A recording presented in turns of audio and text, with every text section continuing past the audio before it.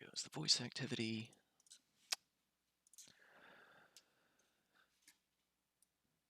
The air has a definite chill about it as you sail along the open seas. The chill of a near coming winter. Indeed, it seems the end of fall is among you. A tumultuous time to find a journey out to the islands of Astalan, but for one reason or another, you had to. And you had to get there this month. For you see, not many ships are willing to sail among the Blade Bay, east of Blade Island. Every ship that you had asked prior turns you down heartily. Be it mermaids, giant fish living below the waters, dragons, or a mist that envelops you and disappears you. No sailors were willing, except for Captain Conrad. You see him now, making his rounds around the deck of the boat. It's been a placid night. The mood is mixed. You gaze around. You watch Captain Conrad walk around. Passes by the top man, rugged, bearded, and quiet. This stout fellow works on retying the riggings. He avoids a rather portly-looking merchant. The merchant has a disdainful smile on his face, his crooked teeth dripping juices as he eats some rancid meat. He stops to talk with a thin deckhand who is loud-mouthing off at the helmsman.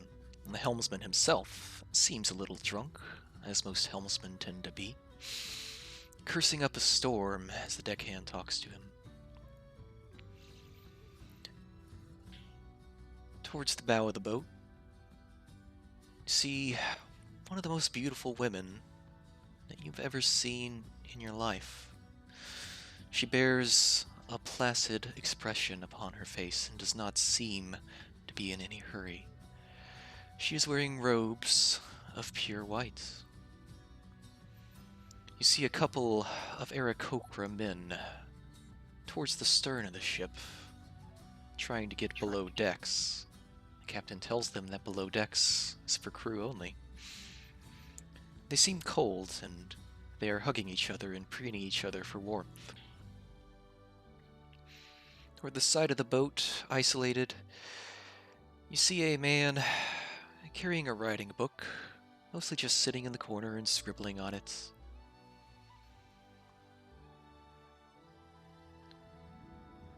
One man catches your attention in particular, a man clad fully in armor. He is most definitely armed, bearing a giant warhammer and a big shield upon his back. His hair is pure white and flows in the wind, and you've noticed that whenever you get close to him, you feel a tingle of electricity. Of course, there is also a gnome wandering around the ship, toddling around and awkwardly trying to avoid getting stepped on. And lastly, you see a person in a big black cloak, ostensibly concealing something, minding their own business and looking out over the side. These people are the people that you boarded with. They all have their own reasons for going on this journey.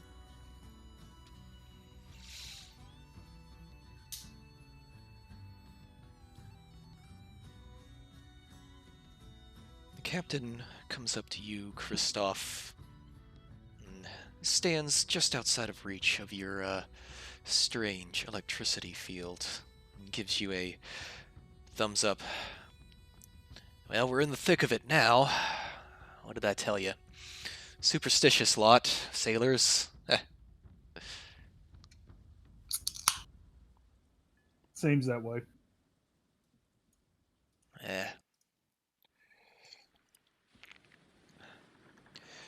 Well, if the wind holds out like this, we'll be over in the islands, about a fortnight. Beats the hell out of going all the way around Cacao. Hell, I hear Hellfang down there is kicking up a ruckus, too. By my accounts, it's probably the safest path for us.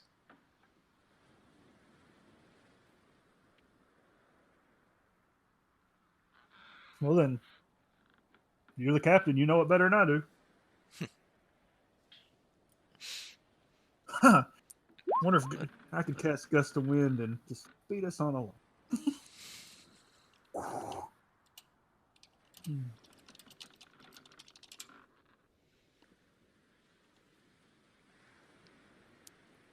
Is it cloudy outside? Is it a clear night? Is it It's a clear rough night. seas, calm seas? It's a clear night. It looks very similar to what you see on the picture there.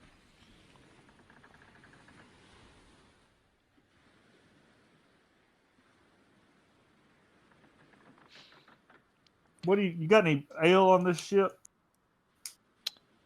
Well, you did do your fair share of work earlier. Helped my top man out quite a bit. Sure, help yourself. I'll go get some. While that's going on, Marinelle, you feel something bump against your leg and fall. Ah, I'm sorry. I wasn't looking where I was going. It's totally fine. Goodness. I was hoping there'd be, at least a halfling on this ship, but there isn't.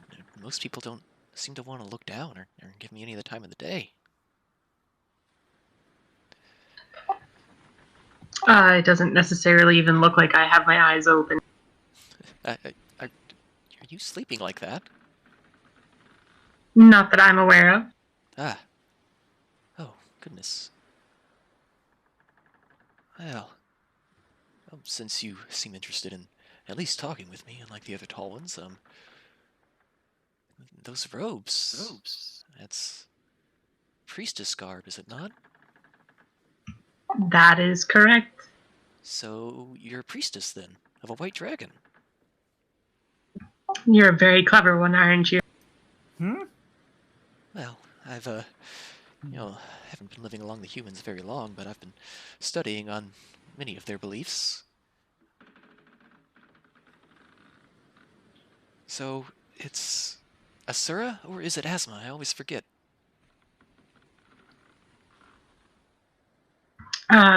We tend to look at the name Asura as the correct pronunciation. I see.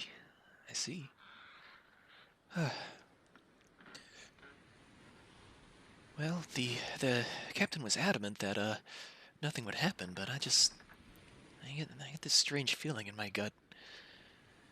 Would you ask Dasura if things are going to be all right? If she really is looking over us? I can definitely say a prayer just for you. That would ease my heart so much.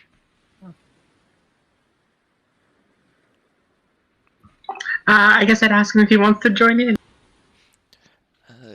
Yes, absolutely.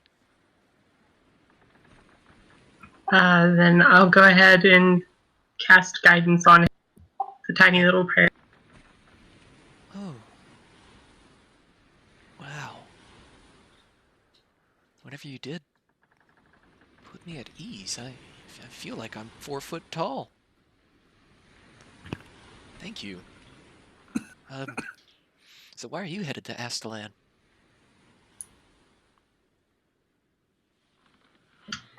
This is where fate is deeming me to go.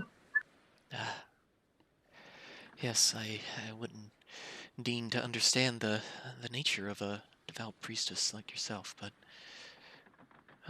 thank you. You've helped. I'm gonna go find somewhere out of the way and maybe catch a nap.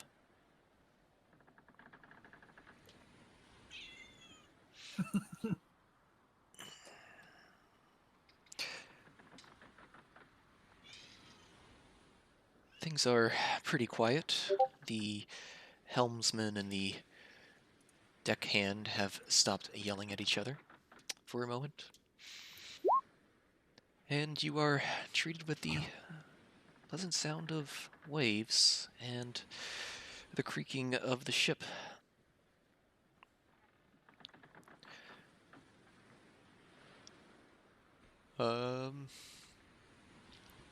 You see one of the Aarakocra men walk over to the figure in the big black cloak, minding their own business. Kind of pats on her with his wing. Excuse me. We're, sorry to bother you, but, I was wondering if maybe you could ask the captain for us. See, we're really cold up here, and the captain won't let us go below decks to get our blankets, as, non-crew isn't allowed down there. And maybe he would listen to you. I'm not sure what gave you that idea. It's just you look very capable. He's wringing his wings together nervously. Do you not have feathers to keep you warm? I do, but... forget I asked. I'm sorry. He goes back to the other man. Sure, he has his reasons. Yes, you're obviously right. And he goes back to the other man, and they huddle together again.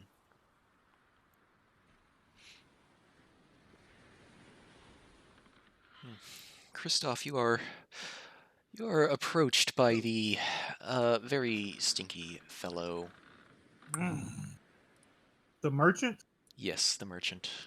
Ugh. Well, that's some fancy gear you have. Are you going into war? You better hope not. I don't think you'll last very long. War is good for business. I've been thinking that we need another one. He takes a bite of the vile meat that he's eating. Smiles at you. Yeah. They say that things were a lot better during the Great War, the Red War. You had all the people of Astalan shoring up against the invasion. You had all the people in the north. Well, they needed weapons too. All the people down in Makosh, yeah, they also needed weapons. It was a veritable gold mine of trading around weapons and weapon technology. And, well, things just been boring since then. So, see somebody in full armor, weapon and all, on a ship like this, that's got me curious. You know what they say about curiosity, don't you? Well, curiosity is where I make my money. You sell cats? Yeah, when I was young, yes, but I've since moved on to more lucrative subjects. Like... Well, arms, armor, trinkets, valuables. I'm good at what I do. That's why I know what you're carrying around. That's not no castle-made hammer or shield. That's something that only somebody who knows what they're doing has. I can take care of myself. Yeah.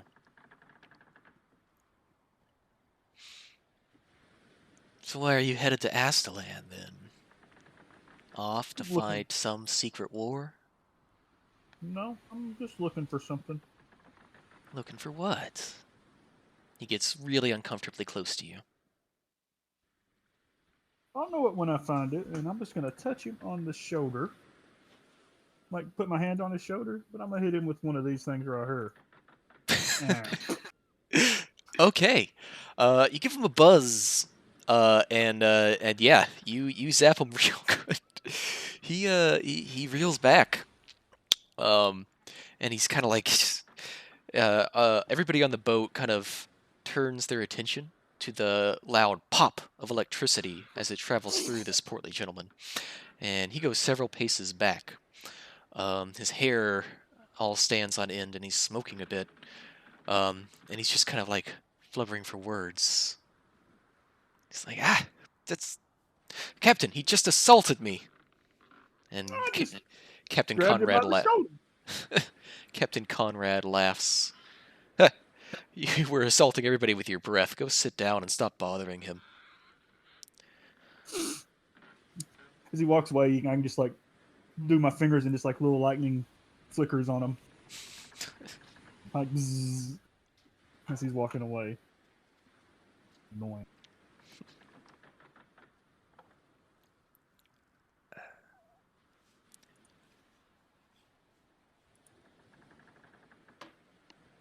Let's see. The Aarakocra man that you saw bothering the figure in the black cloak, he moves over to the person with the writing book that's trying to also mind his own business, and gives that person a tap on the shoulder. Excuse me.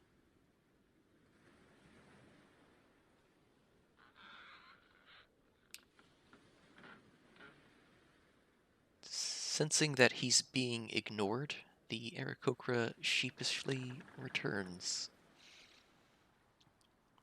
back to his wingmate.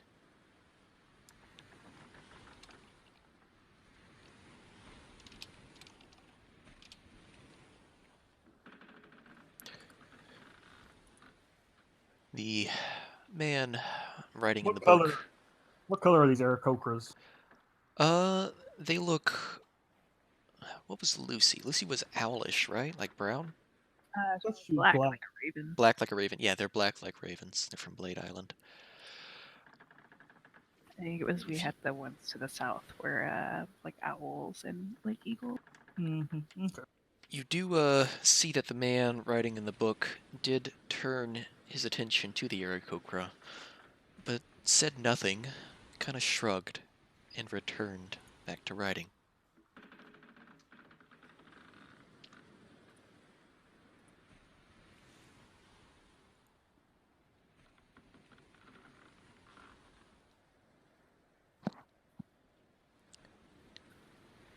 Things are quiet for a little bit longer. I'm just gonna keep drinking ale as long as they'll and staying away from stanky breath.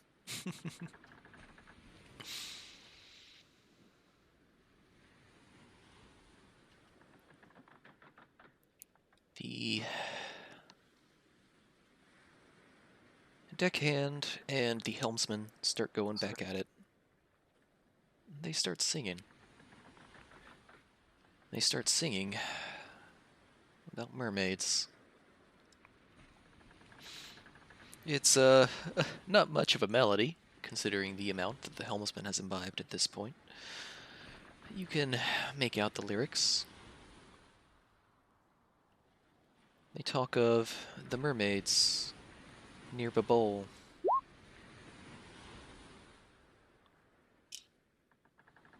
They tell stories of how they used to lure sailors in with songs, enchant them, and make them sail to their islands, and then ensnare them in their own little worlds. And they have a good laugh about it after. Oh, the sailors from Babol must be dumb as rocks. The way you beat a mermaid is with earplugs. He holds his glass up for a toast around that. Let me get Fatty off the screen, Jesus. For a toast.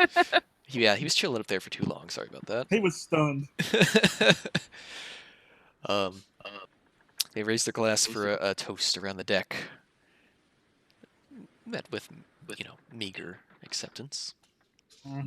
Her.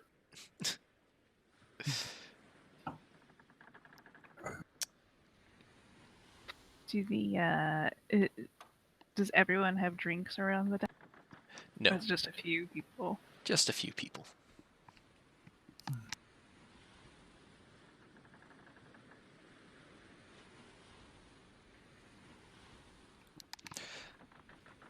Once again, you see the little gnome wander up to the man writing in his book.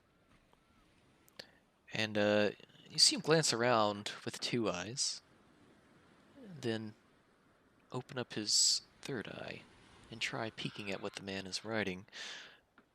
The man looks very annoyed by this and shifts around such that the gnome cannot see. Sensing that he's been spotted, the gnome kind of closes his third eye, looks around to see if anybody saw that, and wanders back over to the priestess. Miss? Miss? You and the merchant could probably learn something about personal space.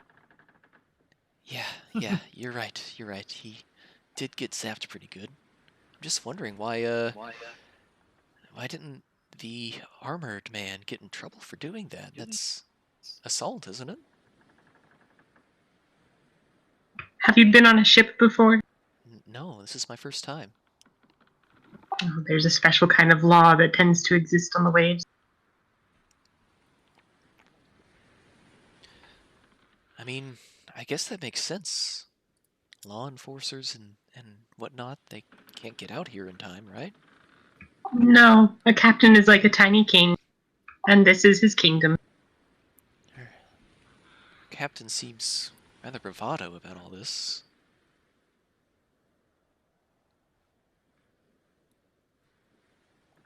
If it seems so.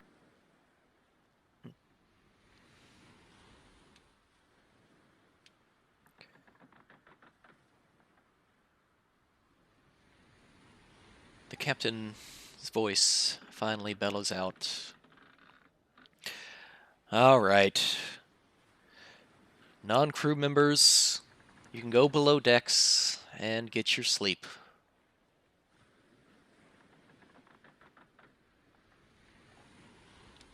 If you want to stay out here, fine. But don't go banging on the door if you find it locked if you stay up too late. Nobody's going to come.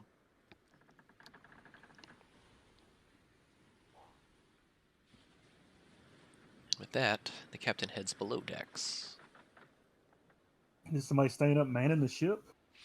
Yeah, the top man and the helmsman and the deckhand are all out. I'll stay up for a while. I will do the same. I'll go down there too, but I'll be like the last one down.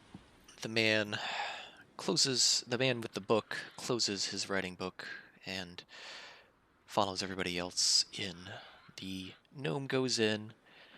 The two Aarakocra men go in. You see them stop and question the captain. Captain, is there no way we could get some kind of, private area? And the captain laughs in their faces. Ah. If you want a kiss, you're going to do it in front of everybody. They look shocked and appalled and kind of sheepishly make their way inside. Maybe they should try the crows Nice. Why? You're not allowed to be more clever than me, damn it. The merchant stays outside, although he keeps a very fair distance away from the white-haired man.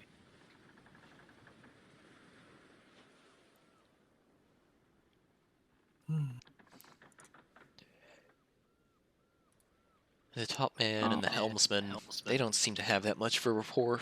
The top man, he goes about his duties securing the lines. Doesn't have too much to say. So the helmsman turns his attention to the easiest of the targets on the deck, the woman in the white robes. Hey, lady. Yes, Aren't you too pretty for a ship like this? I wouldn't suppose to know. Well, just seems like you're the kind of type that'd be on one of those more luxury ships that take the long way around Cacao. I'm no stranger to roughing it in the wild. Really?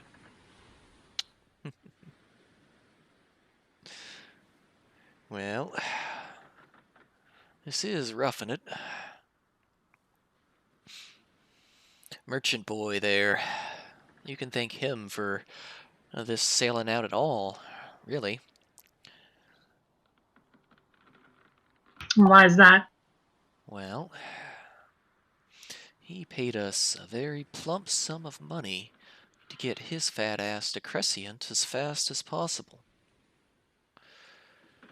Says it's the only place you can get jasmine spice.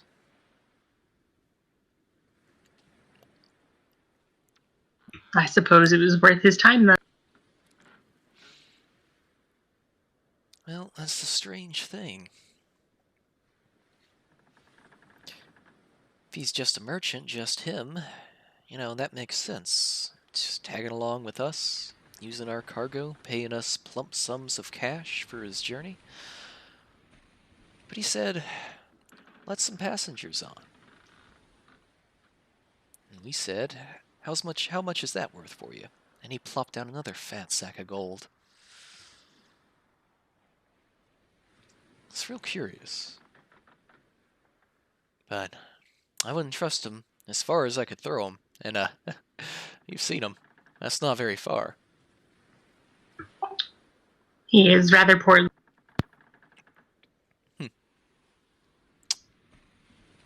Tell me, you like to have fun? No. I guess not. Huh. Kind of grunts and looks a bit annoyed as he goes back to helming the ship. I begin to hum a much nicer song.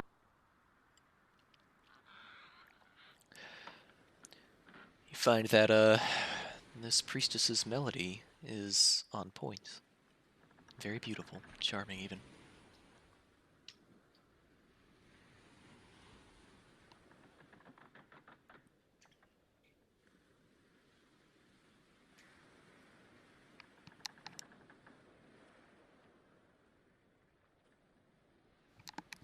Hey you, big boy. The helmsman pipes up again, now looking at Kristoff. Yeah, Never did get your name. never gave it.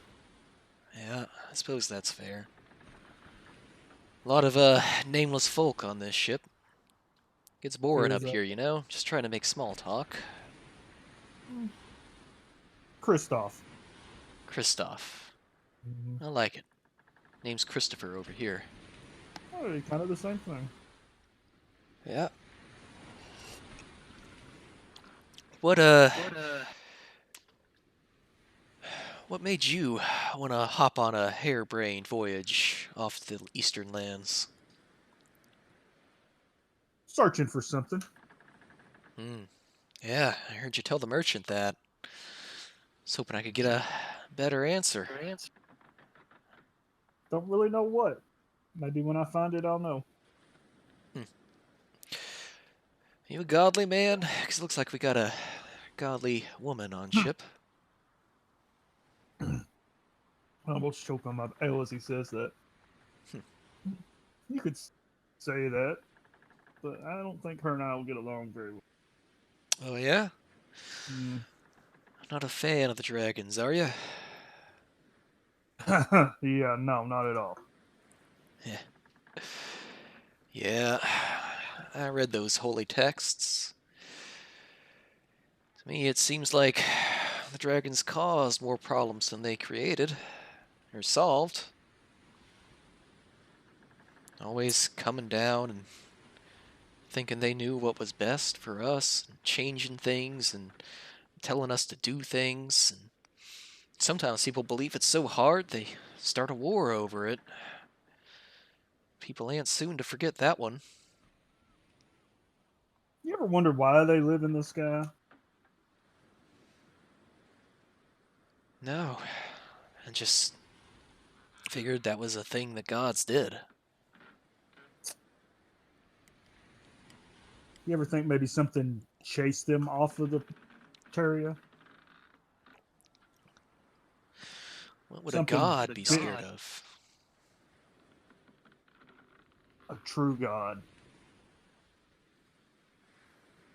not a dragon. Hmm. The ones that were here before them, the ancient fae. Ancient Fae.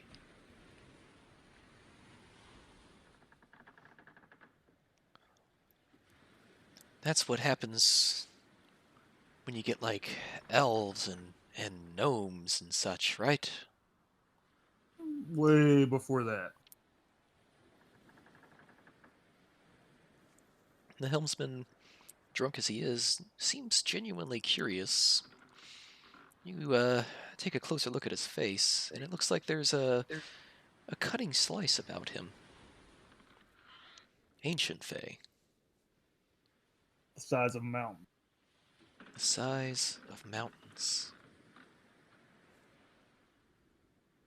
I had a distant cousin that went to the Woodpine Arcanist University. Learned a lot about all of that magic stuff and the fundamental forces and all of that nonsense. Said there was a big to-do about the arcane. Said it was something that counteracted all the forces that make the universe do what's it and whatnot. Hmm. Saying that's been around since before we got here? Since before even the dragons got here? Yeah, for the most part, they were more into just like elements, like fire, lightning, water, earth, wind. Not so much in the arcane, just the Heart. basic element. Art. Thank you, Lucy. I'm sorry, I had to. That's all right. I figured it was coming. The helmsman has a ponderous look upon his face. The top man kind of hangs by his knees by the ropes, kind of going upside down, pipes up for the first time you've heard him talk. Ancients. Yeah. See, back in my town, after the Red War, we got a big influx of those gnomes, right? Yeah. They live a lot longer than humans. We got one that was 140 years old, still remembers the Red War even, gave us details, although she wasn't there for any of it. Had a lot to say about the ancient Fae. Been here since before the dragons even showed up, since before we even showed up. If you believe the stories about the dragons putting us on Earth. Yeah, says they went to sleep the moment that the dragons showed up. Old, old ancient tales. Like something you would tell your kid, except, the gnome version of it. Very, very interesting if you ask me, but I ain't one to be chasing after all of that. Most of it I don't even believe in, save for what I can see in front of me.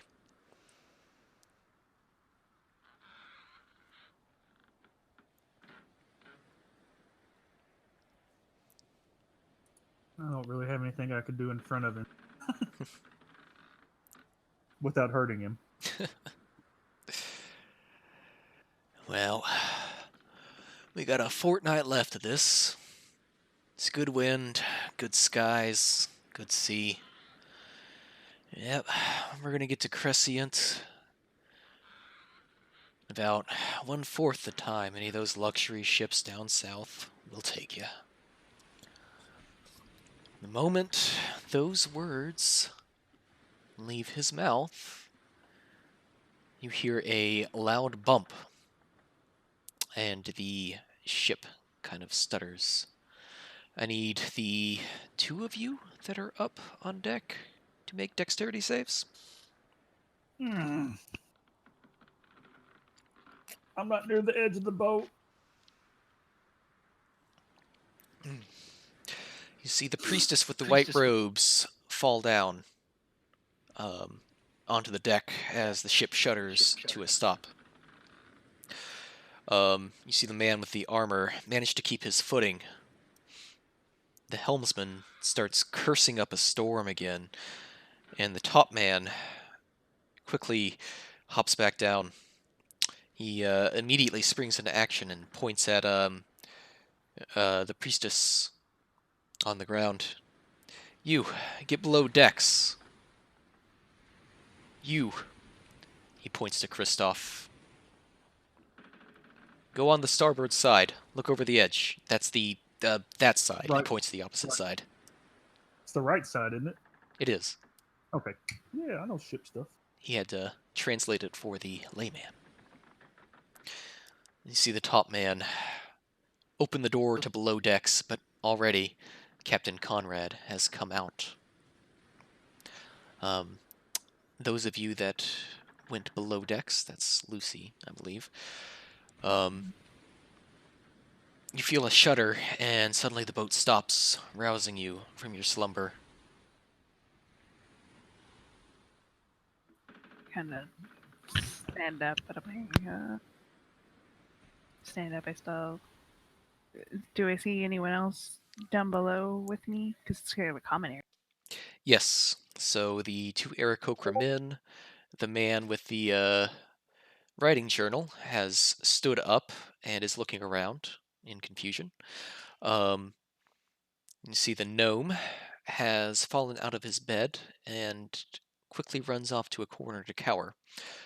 The 2 Aarakocra men cling on to each other and kind of scrape their way to the corner. What's going on? One of them says. Mm-hmm.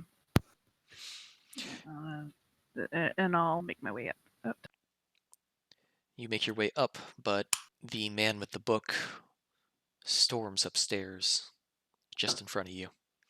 You follow behind him and come above decks. You see Captain Conrad on deck. Hey, what did we hit? We're out here on open seas. There shouldn't possibly be a reef. Helmsman, how much have you been drinking? Just my usual amount, sir. God damn it. Kristoff, you take a look over the side. All you see is water, but it's water that is darker than what the rest of the water looks like.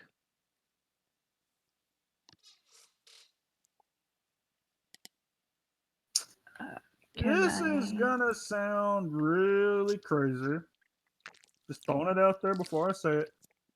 But this water's a lot darker than the other water. Yeah. Can I go peer over and look? You peer over, and indeed, the water looks darker. The dark water, is spreading and continues to spread. It's very noticeable at this point, and all the people above deck are looking in wonder as the dark water turns into a giant circle around the ship.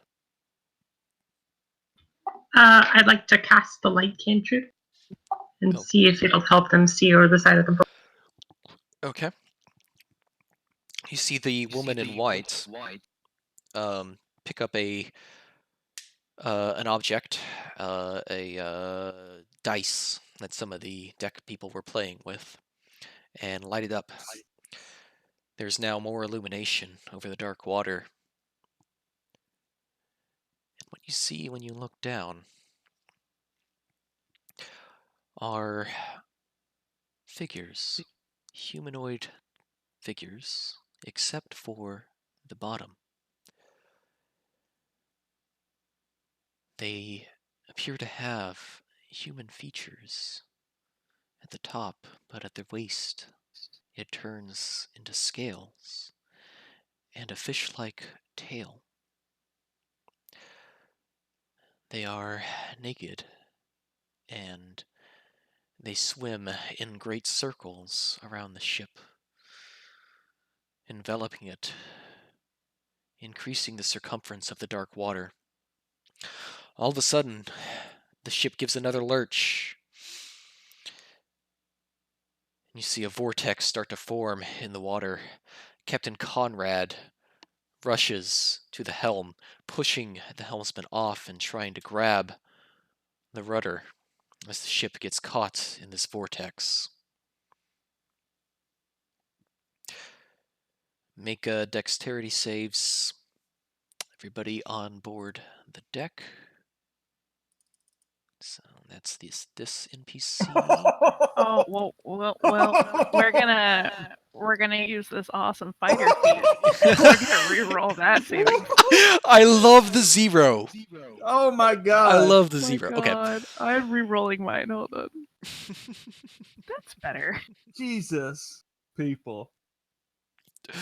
Okay. So yeah, Welcome to the game. everybody is slammed harshly to the deck of the ship as the ship starts spinning around in a vortex, around and around. Captain Conrad, you see him literally fly overboard as the ship goes completely sideways. And in the span of 6 seconds, you go from being on the ship to being enveloped completely by water. Uh, can I?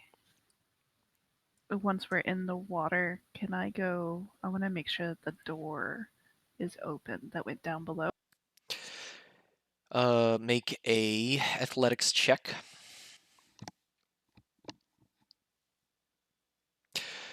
You manage to swim against the current of the vortex and go to the door and open it up. I just want to see if I can kind of like wedge it and keep it open for all the people that were under. You, with that athletic strength, that athletic score, you basically just rip it off its hinges. That works too. So the door is completely off. The centrifugal force of the water is pinning most of the people to the deck. You see the figure in black swimming around in it, fighting against the current.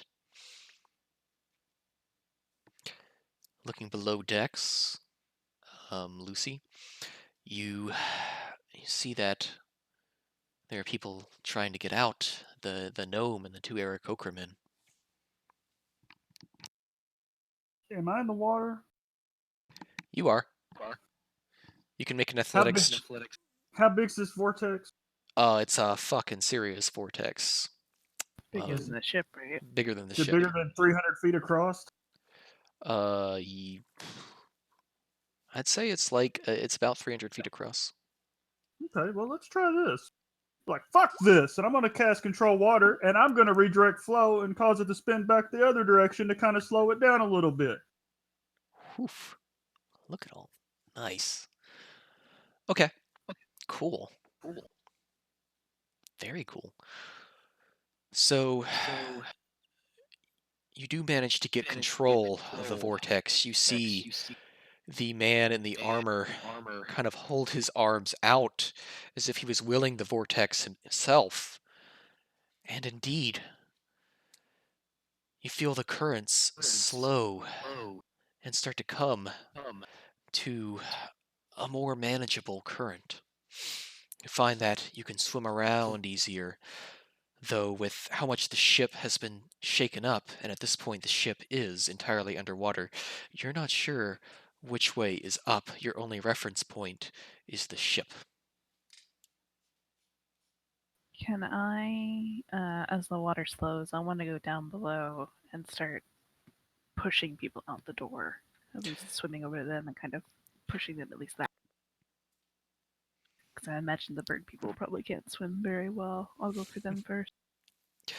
You go for the two Aarakocra men, and you see them huddled up together, and again you have an easy time pulling these Aarakocra up above decks. They kind of float and look panicked and anxious, as does the gnome you help pull out from below decks. Can I just kind of expel a little air and see if I can see which way the bubble? You do. The ship has Second. capsized 90 degrees, so the top of the ship is facing sideways in the water. Hmm. I'm going to try and grab them and kind of point up which way is up, and then just kind of give them a nice little You a see nice them, hint of that way. they take your notion and start to swim upwards. How deep in the ship is the vortex? Or how deep in the vortex is the ship? It's pretty close down to the eye now. Um, Hmm. You're spinning around on the outsides of this vortex. You look at the bubbles that the person in the black cloak spat out, and you see them going the correct direction up, but it's so dark you can't tell how high it is. Let me roll this real quick. Yep.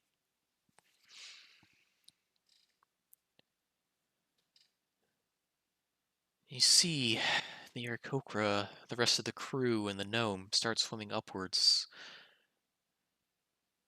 Kristoff, however, you feel your control over the water starting to wane. It's as though something is working against the spell you have cast. Mm-mm. Again, the vortex starts up, and you begin to travel back down into darkness. And the last thing you see, before the water gets too dark to see, is the gnome and the Aarakocra making their way to the surface, to safety.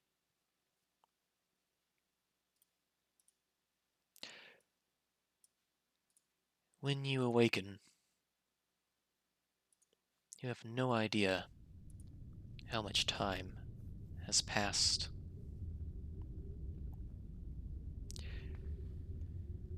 You find yourself on a sandy shore, surrounded by dunes and grass. You sputter and cough up a bit of water, except for one of you. And the person in the black robes. You look around and see that you are joined by 3 others. You see the man in the armor. You see the priestess in the white robes. And you see the man with the book, wearing nondescript cloaks. They look like they have swallowed too much water. I'm gonna go over and it's what happens when people sing mermaid songs. And I'm gonna kind of check on them, kind of pat them on the back.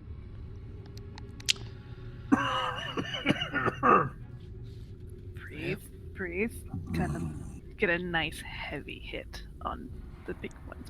The priestess receives a heavy hit in the back, and you cough up water and begin to breathe again.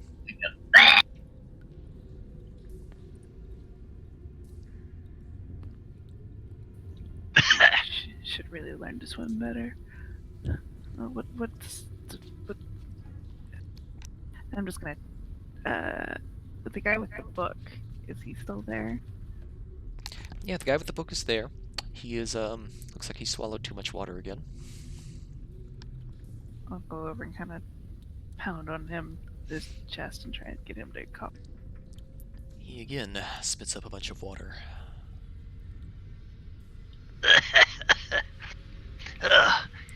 Thank you very much. I appreciate it. I should have put that water back. Here I am, minding my own business, making maps of the world, and then I end up wherever this is. Help. I'll go pat on, kind of jam on his back too. And Kristoff, the water that has been put in your system comes out violently. Hell. Well, that was interesting.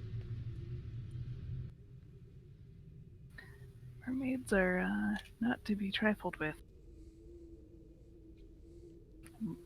Yeah, I wonder how long they've been singing all those songs.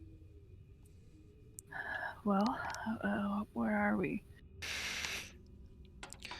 Taking a look around, you're on a rather smallish island, dunes and grass around you.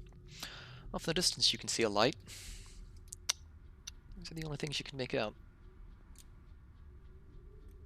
Has any of our stuff washed up with us, or is it just... It's just you and whatever you had on your person at the time.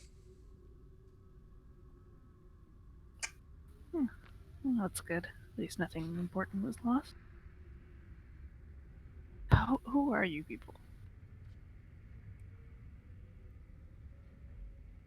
Well, first off, thank you for saving me. My name is Marino. Oh, nice to meet you, Morella. Oh god, that's confusing. I'm Reginald Poofta. Reginald What? Poofta? What? Wait, Yes. what? I'm a map maker. Oh, and I believe I've cut myself. And there's blood visible on my hand, likely from the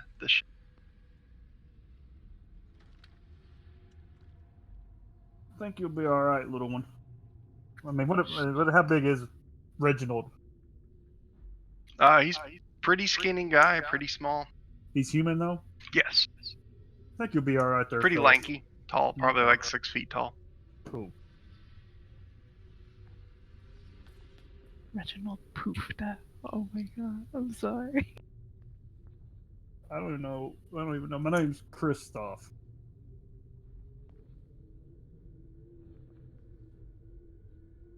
Well, it seems like we're in this Kinda. fun trip together. Told this was a 3-hour tour. I feel like we're missing a few more people for that. And the weather just got rough. Does it look like any parts of the boat have washed up on shore around us? Dibs on being skipper. Yeah. Fine, I want to be Gilligan. No. Curiously, you don't see any pieces of the boat, or any trace of the people that were on the boat. No mermaids or anything. No. The weather has gotten rather cloudy. You can't make out much beyond the edges of the island. Um, is there any driftwood big enough to use as a walking stick? You find a branch of a dead tree for that purpose. That'll work. I will cast the light cantrip on the stick, and I will point out that there seems to be a source of light on the other side of the dunes. Give me a minute. I need to do my daily meditation really quickly. Like, how long does that Is take? really the time for that? Did you Oh, not have it will plenty of only time take a on the minute. boat? I just have to calm my senses. This has all been a little overwhelming. Oh goodness. I sit down and assist him with his meditation. Can I do like a quick like scout around while they're doing whatever they're doing? Absolutely. That's when I kind of look around, like get an idea of like what plants and stuff are around. Kind of figure out if I can figure out kind of where we are. Are there any like crabs or anything on the beach? No, Damn. you see no life.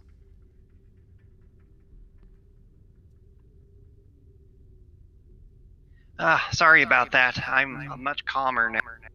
Yeah, you sounded real uptight just a second ago compared to now. Glad you calmed down, friend. I'm sorry. I suffer from very stressful episodes. It's been with me since I've been a child. What happens when you get stressed? I hyperventilate. That's why I had to meditate for a minute. It's an old tactic imparted to me for a long, long time ago.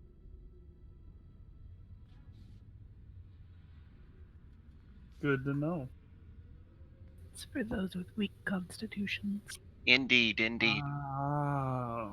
I've always been a weak one. That's what they've told me. Can I? Are we good now? Can we? Might I say, you all have fine equipment. I've never seen such warriors like you before.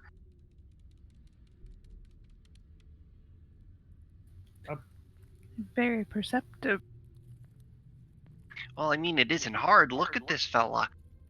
Pointing over to Kristoff. Some wear it more than others. Always be ready. I just kind of shrug and sidle up, ready to go. I want to go through and pull my one of my longsword from under my cloak, and I'll well then, let's go. Perhaps we should move towards the light? I figured that was the assumption. Unless you want to go towards the darker, I don't know if you can. I prefer the light. The darkness is rather scary. Sure, let's This'll go. be an interesting trip. And I'll tally ho. Maybe everything happens for a reason. I let Reginald hold the stick. Oh, it's okay. I can walk on my own. I have very long legs. I'm very good at. It's more so you can have the light. Have the what? The light. Oh yes. Oh yes. I'll take the stick. You start walking towards the light. That's never a good thing. The strange thing that you noticed back on the beach remains true. Kristoff, you looked for any kind of beach life, but you saw none. No crabs, anything like that. No seagulls flying. No seagulls. Marinelle, you looked for driftwood and found a branch of a dead tree. And indeed, as you keep going, you find dead grass and dead trees. This is a dead-ass island, what this is. But when you get closer to the light, the source of the light starts to make itself clear. Of all things, a mansion. Dilapidated, rotted, the roof caving in. No front doors to speak of, having long since rotted off the hinges. The stone exterior has gained a mossy cover, but the moss itself is brown and riddled with spider webs, though you don't see any spiders in them. Yet, despite the state of terrible disrepair this mansion is in, you see light coming from one of the upper windows. This is entirely unsettling. Just a tad. Agreed.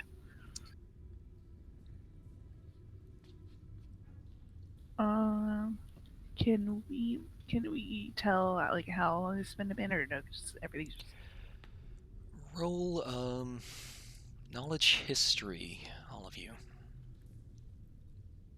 Super great at that. My nose.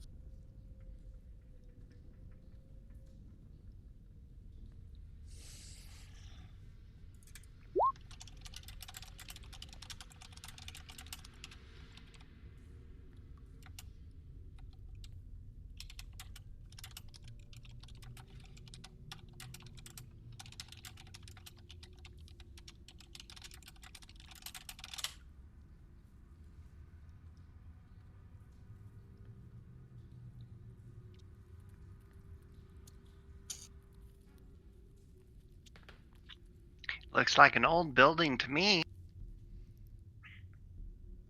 Possibly pre-Red War. Is that a cat I hear?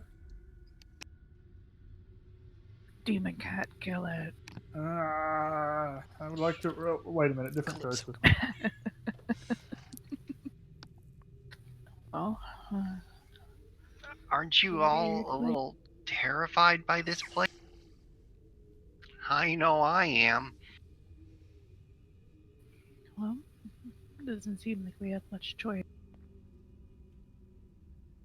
I think we're in good enough company. Are you all strong warriors? Certainly. And the divine. Well, that's good. I'm glad some of us are.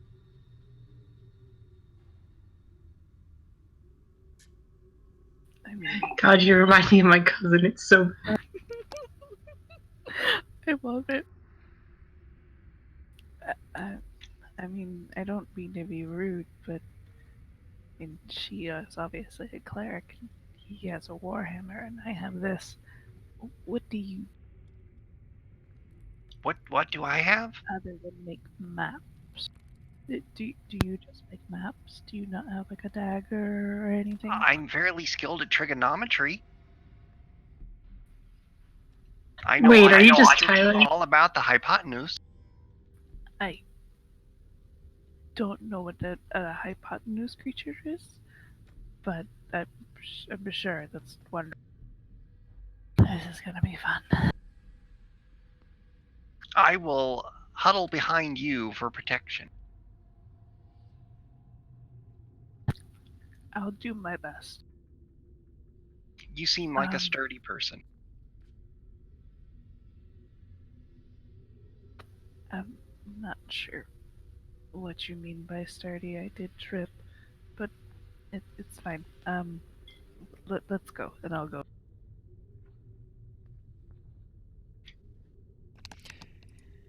You venture your way inside of the mansion. The smell of must and mold greets your senses. Everything in here looks like it's been rotting for quite a while.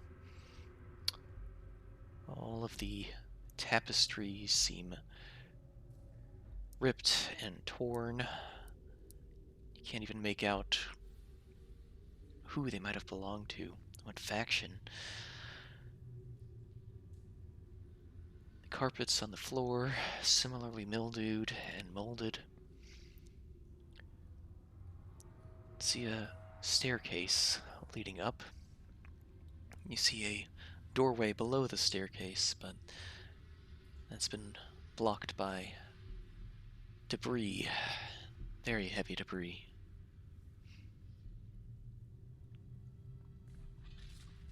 Is there any other way up, or it's just where the debris is?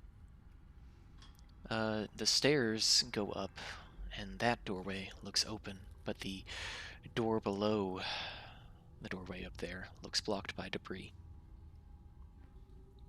Oh, is it the light was coming from upstairs? Yes. Okay, think this we should is go this up. is making me nervous. You don't want to see Do what's do behind any you. of you know anything about this? I know just what you told us. And that there's a light up there. Possibly a person who can tell us more. How do I know I can trust you people? I mean, if you want to go off on your own, go by all means. I don't think you know that you can. I think you just have to have what I'm sure they would call faith. Faith? Oh, you're one of those, huh? What's that mean? Doesn't mean anything. We're Sounded all like, entitled to our own beliefs. sounded like it meant something. Well, unless you wanted to stay back on the beach, I don't think you had much of a choice now, did you? Very well. You could draw the Reg- way out of the mansion. I could. It's true. Make sure we don't get lost. I'll make you going up the stairs. We don't want to I will follow. follow. We don't want to go the other way. Oh, I mean, the light was up the stairs. But there's stuff in the way. I don't want to move. It's logical to go this way. I will bring up the rear. You make your way upstairs. Each of the mildewed steps creaks, creaks, and creaks as you make your way up. You enter a hallway. You start to go down the hallway towards where you saw the light. Many of the doorways are blocked by debris. But, curiously, you come across one door that looks to be in pristine condition.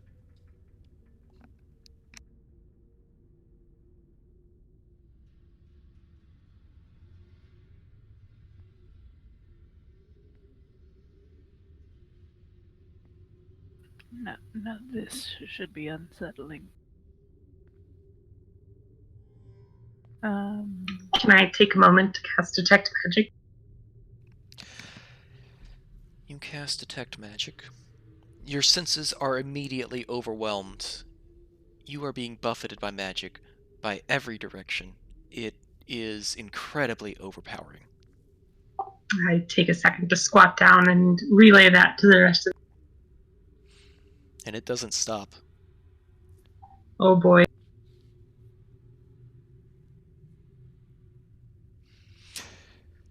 You sense it's of pure arcane origin. Well, do we not? You want me to knock? Or you want I'd to knock? hold off if I were you. You turn around and see that the person you were traveling with looks quite different. Forgive my deception, but I had to make sure I could trust you all. Given our circumstances, of course. Oh, hey there, Poofta. How's it going? Greetings, Kristoff. No. Sounds like you hit puberty all of a sudden. Again, I apologize, but when you're in my line of work, it's a necessity. Is he wearing like the same clothes and everything? No. He's got a black wide-brimmed hat, what appears to be a black trench coat type thing. He's got two long swords strapped to his back, leathers, all black. And you can barely see underneath the hat to see his face, and it's got a mustache and beard. dark brown hair. Huh. Pretty nifty trick there, friend. So I could think teach you you're sometime. better other than just trigonometry. Yeah, I got some extra skills you might get to see, given the fact that there's Fae presence all over this island, especially in this mansion. I see nothing wrong with Faye. Trust me, sister, when you've seen what I have, you'll see plenty wrong with Fae. I'm gonna pull my cloak back, my hood, and you're gonna see big giant elfie. There's nothing wrong with Faye. Might be nothing wrong with you, personally, but your kind and the more primal variants, oh, there's a hell of a lot wrong. Kristoff's just eating imaginary popcorn watching. This just got good. Tumbleweed just like went through. Marinelle looks asleep. We need to get coffee. Well, I guess everyone's entitled to their opinions. Now we can knock on this door or leave. I'm not sure which one you'd rather do. Well, just giving you an idea of what to expect behind that door. You might want to be on your guard.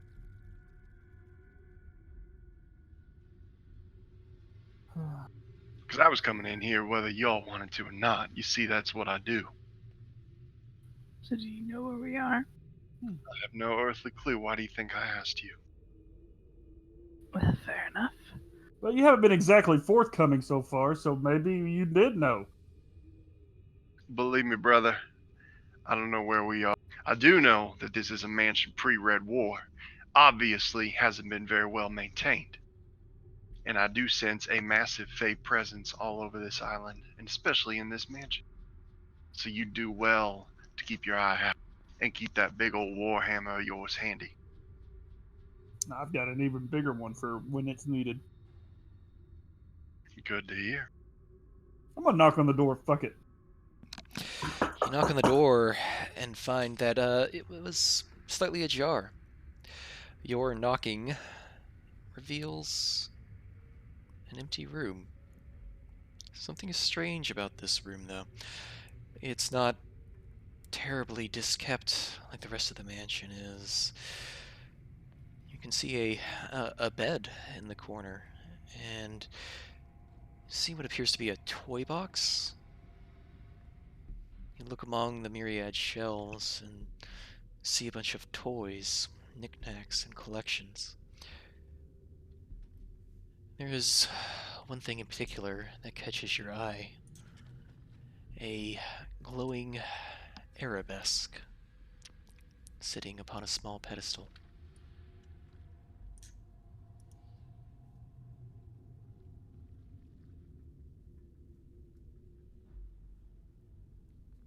What do you think that thing there is? No, sure. It's very pretty. The amount of arcane energy coming from the arabesque, Marinelle, actually incapacitates you, as long as you have detect magic up. I will stop trying to detect magic. You come back to your senses. And I'll also add that it seems rather dangerous. You alright there, little lady? I think I'll be fine. I also cast Mage Armor. For a brief moment, you see some armor glimmer around Marinelle and then disappear. Oh, just got all kinds of cool tricks. The Divine does provide all.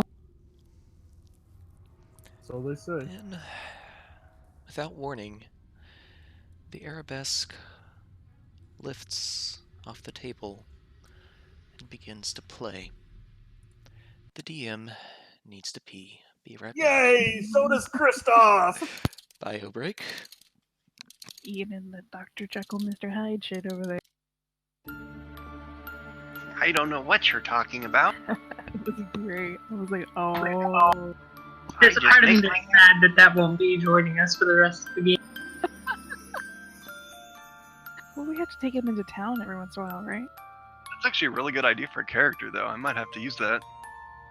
That's pretty great. Do the Bill Murray build. The what? It's a build that focuses on nothing but rolls over and over again. Every single stat buff and race choice to just use nothing but reroll. Oh, wow. You don't actually do anything but try to luck your way through a campaign. It actually does require the lucky feat though, but I think it gets access to like 7 rerolls. Oh, Jesus. Oh, Groundhog Day. And I think 3 of them you can use as portents, so you can actually like know what they are in advance.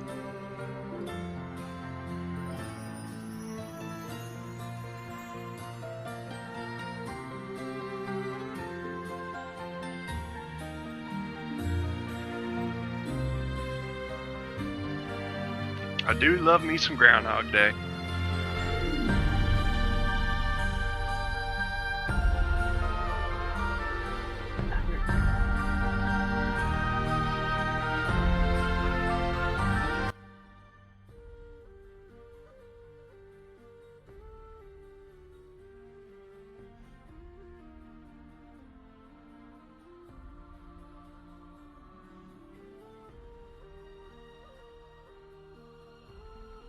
I'm back. Whew. Is anybody here? Nobody? Cool. Kristoff pillages and loots everybody while they're AFK. Ah, Reginald Poofda is here.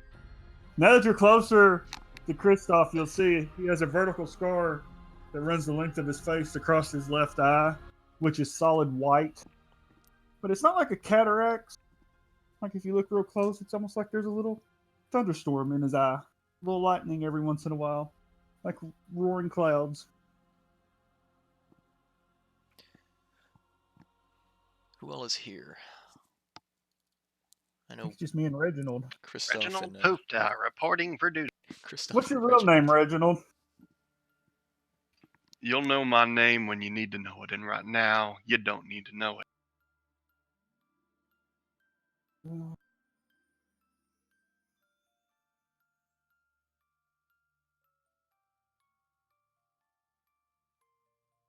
Take it you've got a certain skill set.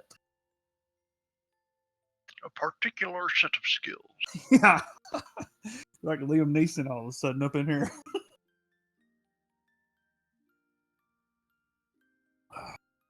Session gave me a nosebleed. That's what I'm going for. First nosebleed I've had probably since I was in elementary school or later. Been playing with the damn paper towel stuff down my nostril. Welcome back. I think just So you're an because elf? I have elf ears. Ah. She's got What's- kind of bluish skin, bluish hair. She's got elf ears. Kristoff has a scar that runs across his face from the top bottom across his left eye, which is completely white. So what you're saying is we're gonna talk shit about him, just do it on that side, so he can't read our. Didn't say I couldn't see out of it. Just said it was completely white, and it's like a thunderstorm raging in it. If you look close enough. Still don't know. You're blue? Mm-hmm. Oh, I know what you are. I think.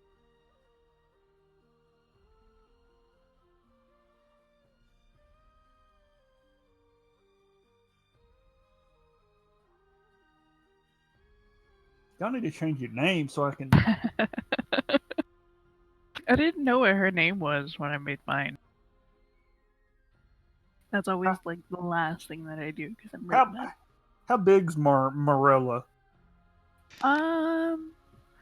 probably like 5'7", 5'8". How did I make a normal sized character and still be the biggest character in the game? I'm like real life me. I'm like 6'6", 250, 260, somewhere in there, and I'm like, no, I'm the biggest motherfucker again. Damn. Because you made him like fairly like normal size, right? Yeah, he's just he's just me. He's the same size I am, pretty much. Yeah, but you're like the goddamn Jolly Green Giant. Yeah, your size is like Yeah. way above average. Like Right. 6'6" is insane. Yeah, 6'6". Well, That's like equivalent of a dude that's like 5'2". If you go the other way. all right, That's all true. right. Well, I'm just saying. I tried to make him. I made him face stuff to me. He's a little bigger, a little more muscled up than I am. I only go You about figure what's 240. the average height? Like 5'9", 5'10"? It is my height, which is 5'10". Yeah, I made her like, oh yeah, it's just like 5. I don't know, just a little taller than average woman. I think. Is she short and stout, or is she just like short and? No, she's like average human height. And we can't see think, what like, armor what you're is it? wearing. Mm-mm. Okay. All you see is my head right now. And your Anyway, sword. the one sword, yeah. Little, you clean your teeth with that thing?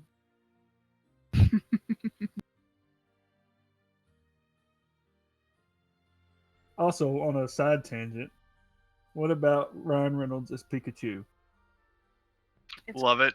Love it, love it, love it. It's gonna I mean, be hilarious. Who else? Abnormally excited for that. It's gonna be hilarious. When I heard about that movie, I was so skeptical. I was like, this is going to be complete garbage. And then I thought it was a fake to begin with. fantastic. And the thing is, I didn't have a lot of faith in them, but their target audience is obviously like people that are like 25 It's us, to 30, yeah. which is us. Yeah, it's because we grew up with it and we have that like sense of humor. And then It's they gonna be went with wonderful. the Deadpool, like just Oh writing my Deadpool god. to success. That's all I hear when I listen to the commercial. Yeah, it's just Deadpool. It's just Deadpool Pikachu. I can't wait for people to just cut videos of just Pikachu's like mouth moving, but it's just Deadpool.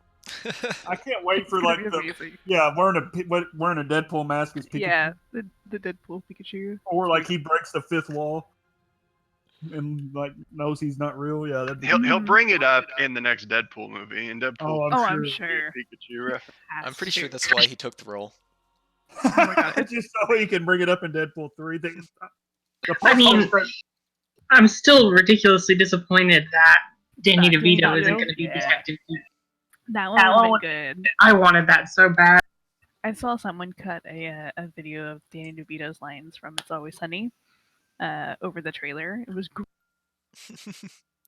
All right, so while we're I doing have to link it. I'll divide it. what's her name here? Marinelle of the White look like? That we're up close talking. She's pretty tall. She has blue hair, and she's very pale. She, at this point in time, you haven't really seen her open her eyes. She just seems to constantly be squinting. But she's generally serene. Doesn't necessarily show any other, I guess, emotion besides like a slight. Glasses. Whether that's from being stupid or from being just that okay with the way things are is yet. Okay.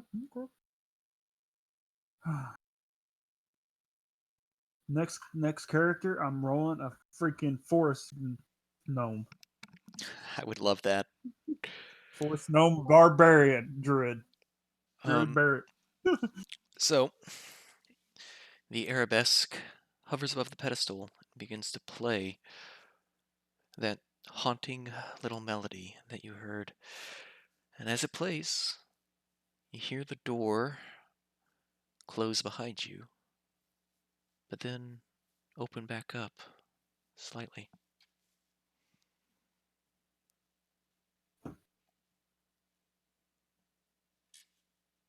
Can I turn around Yeah. slowly, unthreatening like? You turn around, and the door is not fully open, but Looks a lot more light outside than when you came in. Like daylight, or just the whole place is lit up now? It just looks like there's a light in the wherever this door goes to. Can we see outside the door? No, not right now. It's only a little bit open. Open the damn door. You open it up,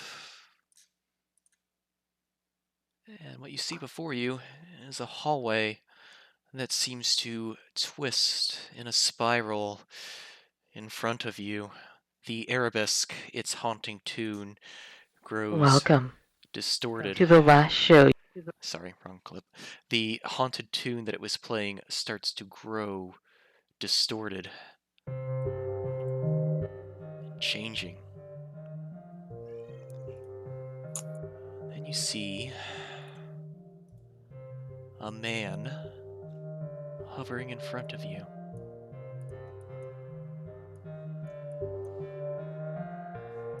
He's a stout man with long flowing blonde hair and braided chin hairs that go down into a twin beard.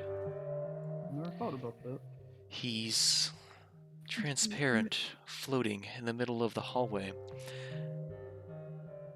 He opens his mouth to speak, and a voice answers him. Annette, our new guests have arrived. Wonderful. Marco, how about we give them an overture? It would be my pleasure. Little Alex's stories were always so fanciful. Of course, my dear. Right this way. And while the distorted melody continues to play, The fuck? you find that the door behind you closes and then seals.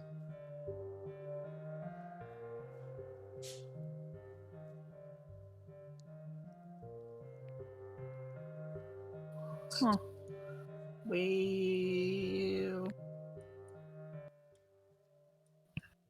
There's no turning back now, huh? literally. I'm gonna, I guess, go down the hall. You make your way down the twisting corridor, the floor becoming ceiling, the ceiling becoming floor, the walls inverting, and the light encompassing you.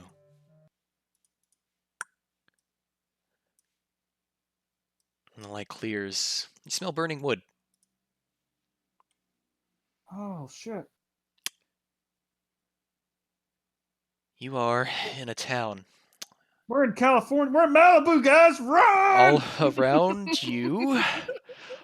All around you, the Too soon. buildings burn all around you. And you see people running for their lives. Humans, all of them. They're all running around in a panic. You catch a glimpse of something terrible around the outskirts of the town. You see a wooden creature with fanged teeth and sharpened claws, playing at being a facsimile of a human. They clench their wooden, sharp jaws together and start circling around all the running people. The villagers all huddle together in the center of town, and they seem to be looking to you for help. Oh, that's a lot of evil elves. Place yourselves within the pink square Oh no, guys. and roll initiative. Oh, I'm so bad at this. I miss my initiative advantage.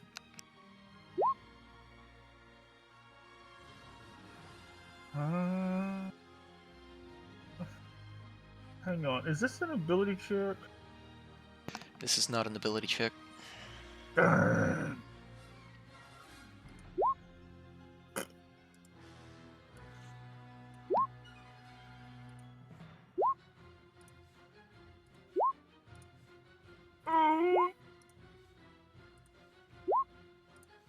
Well, at least they'll be all grouped up for me.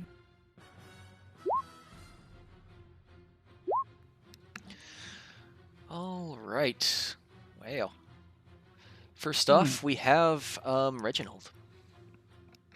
How do these individuals, like armor-wise, do they look well armed? The elves or the villagers? The elves. The evil elves elves. don't look armored. They actually look naked. They have wooden bodies, twisted. Different from any elf that you've ever seen personally. Okay. All right. Well, I will whip out my weapon, which is probably a weapon they've never seen before. What kind of weapon is it? Just, I'm assuming it's relatively rare. You see him pull out a strange object. You roll history. The three of you.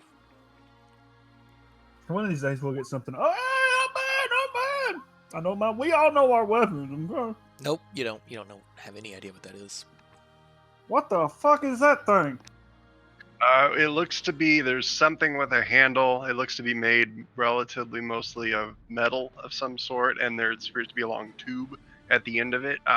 In the tube are a bunch of runes in a language you wouldn't understand, and they're currently glowing a bright white. Oh, you'd be surprised at what I can understand, friend. And you if wouldn't I understand this.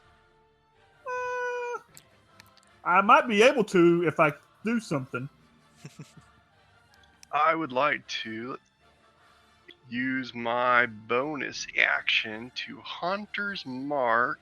I guess we'll start with just go down the line. Number 1. All right. And I will go ahead and make. I think we'll just do regular attacks for this one. Figure out. Oh, I have advantage on this.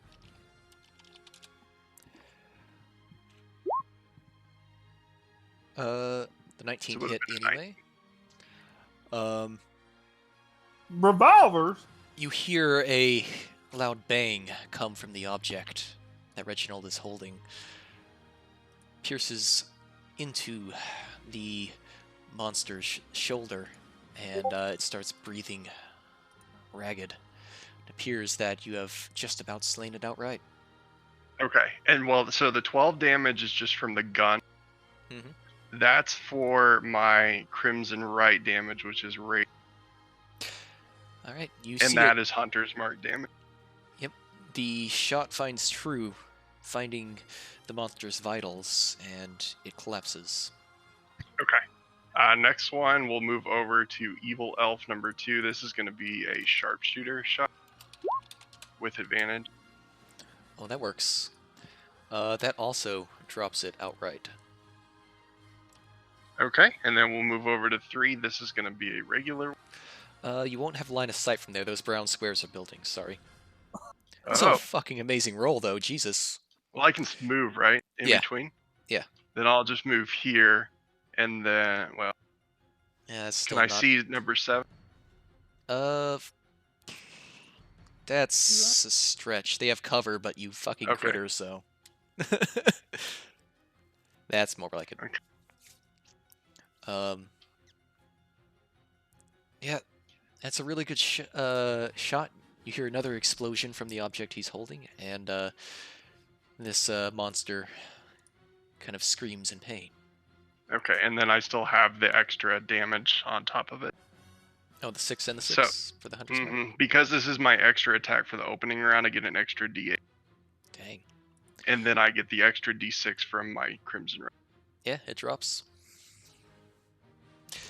So you see 3 explosions come from the object that Reginald is carrying, and just like that, you see 3 of the monsters drop where they are. Cool. Is that it? Yep, that is the end of my turn. Alright. So, this elf, this monster, I should say, seems to not care about its friends dropping, starts making its way towards the cluster of villagers. It's going to double move there, actually, and get up in this villager's face. Its jaw almost opens entirely, revealing its teeth as it looms in front of them. This elf is going to flank around. This, and then double move to there. And then this monster is going to try and flank the party. Moves up this way. Marinelle.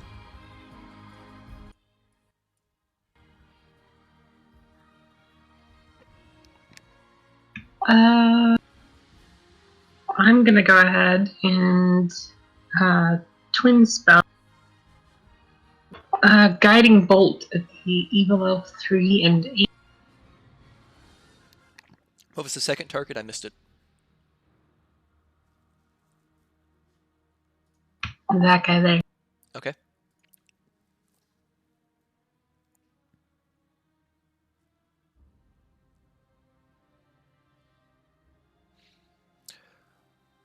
The first guiding bolt on 3 misses.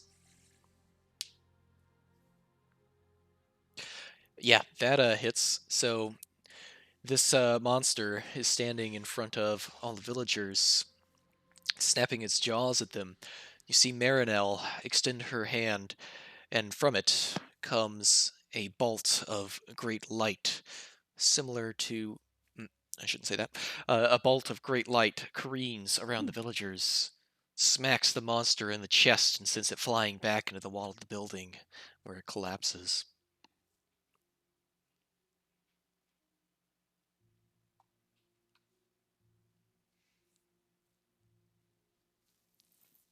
Oh. Is that your turn? Yeah, that'll be it. Morella. Oh, right. The only one I can actually see is 3, right? Yes. Okay, so I'm going to rip my cloak off. And what you guys will see is bright green chainmail.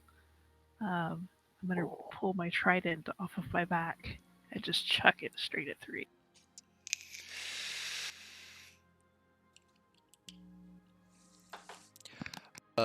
Yeah. That hits. Your trident collides with that elf. And it's gonna do 7 damage to her. Yes, it sticks inside, and the monster howls. And then I'm gonna charge straight at her with both of my long swords, and hit her with them. The wooden monster is cut down in twain, almost becoming splinters and sap upon the ground, as Morella cleaves it into pieces. And I'm gonna pick my trident back up.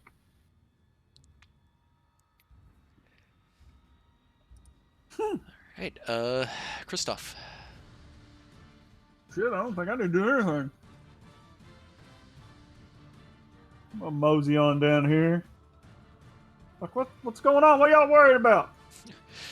I mean, what's going on? What you got? It's the I'm gonna get to, monsters! like, The evil I'm fae gonna, like, from the village, they're attacking, or the evil fae from the forest, they're attacking the village again! You have to help us. Alright. I'm gonna try to hit this evil elf 5. One-handed warhammer, because I've still got my shield. Booming blade attack as well. Oh, that's a big hit. And then it takes that, and it just backs up 10 feet. It's just poof, it's backed up. So you actually just ragdoll it. You hit it with your warhammer, and from your vantage point up where Marinelle and Reginald are, you just see the monster just kind of fly back, like right here, and die. Y'all scared of them? Okay. The gang goes back to low-level dungeon. Oh, I think it's gonna get worse. this was intentional. Don't you worry. This is looks like there. And it kind of stands there and sneers. That's the end of the round. You hear a screaming from a building down below. You see two more of these monsters pop out of the building from the south. Actually, you all don't have line of sight out over here. You hear screaming from a general this way direction. You see... Yeah, you just hear screaming.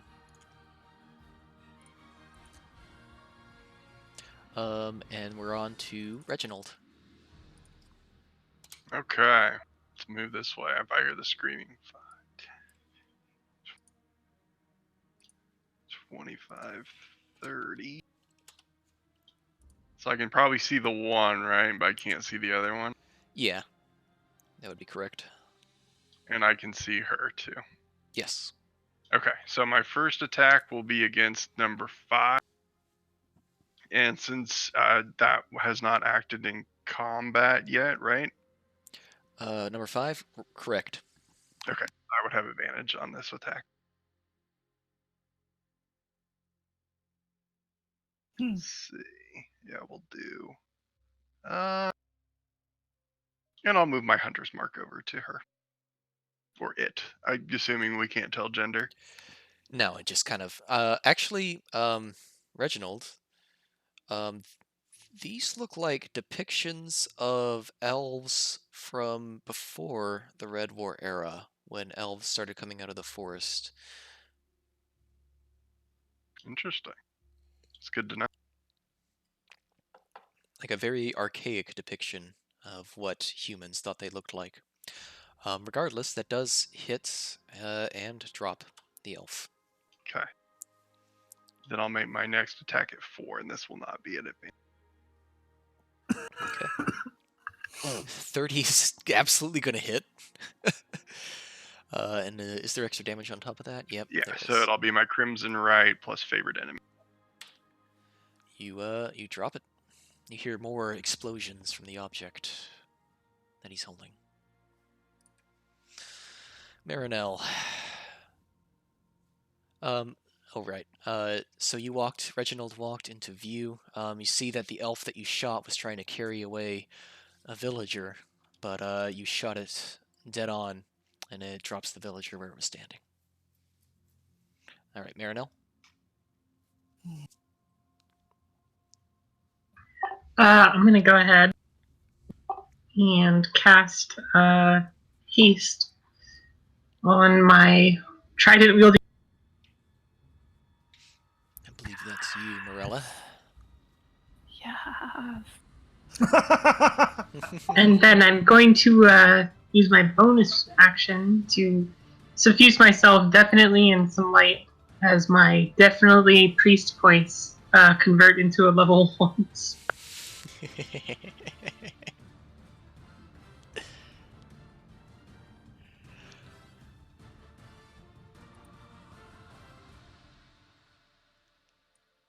All right.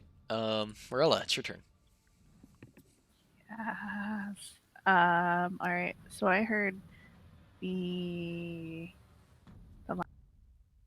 it's just that last elf down the block. Yes. Okay, I'm gonna run that way. I'm hasted, so I get double speed, right? Mhm. Yeah. Mhm.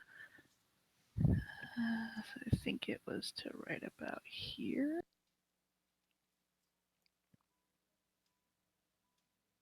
All right, there we go. And then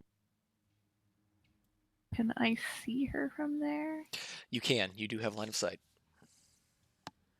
We're gonna just trident her then. Yeah, it's gonna hit. It sticks in the monster, That's and it starts 10. screaming. And then I don't really have. Oh, I get an additional action. Oh, my turn. Can I use You an get it. additional action to? Oh, an action can only be used to take it. Oh, I can do a dash. So I'm gonna do an additional dash action Okay. to dash into her face, and then I'll have my second attack, which is gonna be a swing of my long swords. You miss with the first swing, but you come around with the offhand and cleave the monster's chest in twain, and it falls to the ground. Okay, so much. It's so good. And I'm just gonna like wink at the villager. And that'll be my turn. The villager turns and thanks you. All the villagers kind of come out of hiding, seeing that all of the monsters are gone. They look around at some of the burning buildings and they don't know what to do. The elves have never been so brazen before. Usually they just go after livestock. The moment the villager says that, however, you hear another scream off in the distance. You see another one of these monsters. This one wearing a cape and a large golden crown upon its head. It's holding a woman over its shoulder. And you see it start to run with inhuman speed to the forest to the north. The villagers all gasp in unison. It's the evil elf king. He's taken the mayor's daughter. The evil elf what? The evil elf king that lives in the woods. Does he live in a tree? No, he lives in a great castle surrounded by lava. But you're heroes. You can go save her, right? Can I, at this time, have made my way kind of up here to the villagers? Nope, Yeah. your haste is wore off. You're stuck. You're not in turn order anymore. And they're all kind of clamoring. Make a perception check, Morella.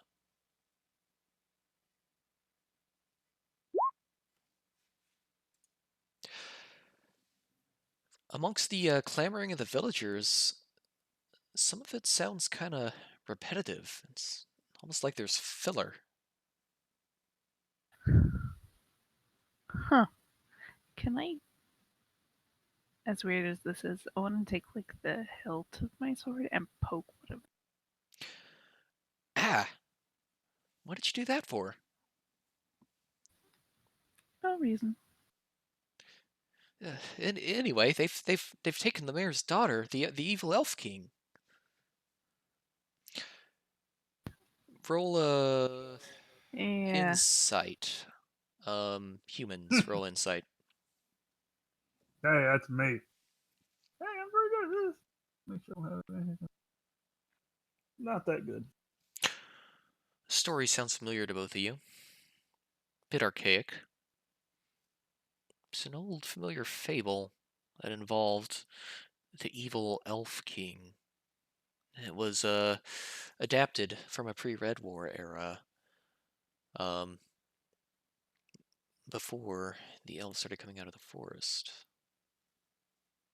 This is an old folk tale. Sounds to me like we're living in somebody's fantasy land.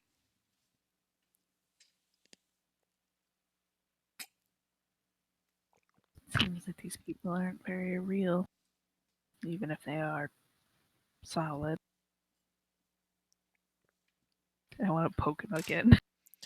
You poke her again. Ah! What did you do that for? In the exact same tone and inflection as last time.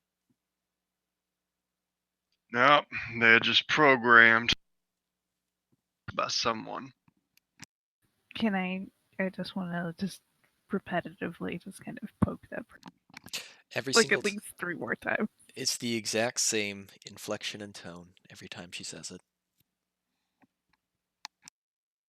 What in the damn hell? Seems like we're being played with. I take out my weapon and hold it up to one that's next to me. Hold it up to their head. What is that thing, hero? Pull it away and then poke it back up to their head again. What is that thing, hero? Tell me, you scared right now? Yes. Well, Of no. what? You're the heroes, right? You're the good guys. Are we? I shoot him in the head. My. He very much There no one's out of gas. his head very much explodes into crimson and falls to the floor. Do the other villagers do anything?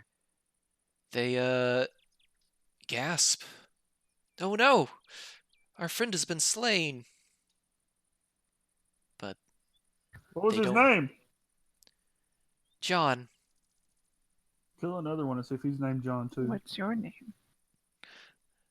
I'm Meredith. What's his name?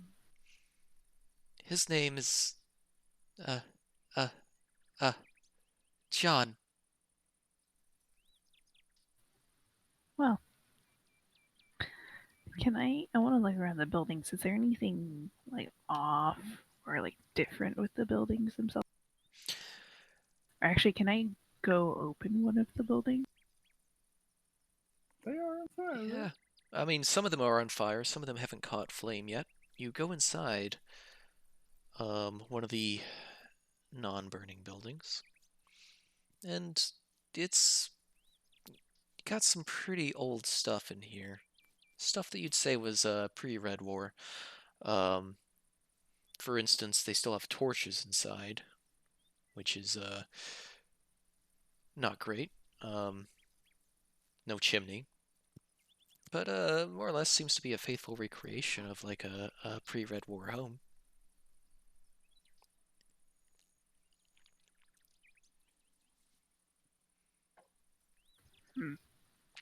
I want to look around the village. Is there like any? Is it just surrounded by trees? Yeah, Or it's is kind of there just anything? surrounded by trees, although it's more heavily forested to the north. Well, The only way out of here odds might are be to if, go kill that elf king. that's what it seems like. If they want us to play exit, maybe that way. Unfortunately, we're trapped inside their little game. I think our best option is to play it to its conclusion.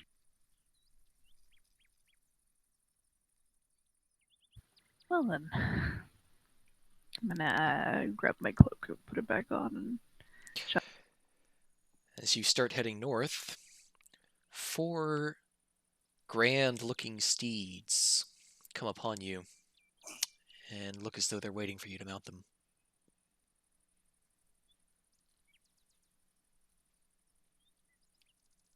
oh, look, fast travel. It's mighty convenient. So, I guess I'll hop onto one of them. Yeah, sure, why not? You hop on, they seem like very strong horses. Mm. But there are no sandjacks. Mm. And off into the forest you ride. You ride to the north, tracking fallen leaves and crushed grass. You think the Elf King might have gone, but the tracking exercise seems a bit trivial as you come across this. The forest ends. You find yourself gazing upon a great set of spires reaching up into the sky. All around it, surrounded by a moat of lava at least 200 feet in length. This again is true to the description you remember from the fairy tale. The Elf King lived in a castle surrounded by lava. The clearing you've arrived at does have a few features in it.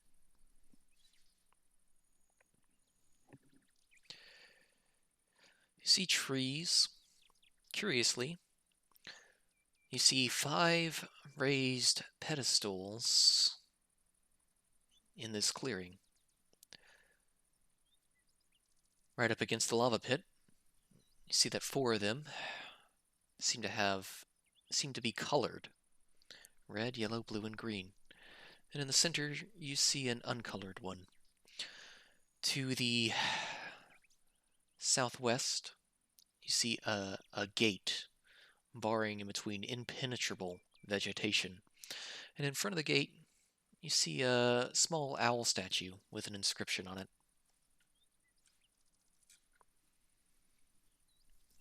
What's the inscription, sir? You wander up upon the owl statue. You can now read the inscription. It's in your handouts.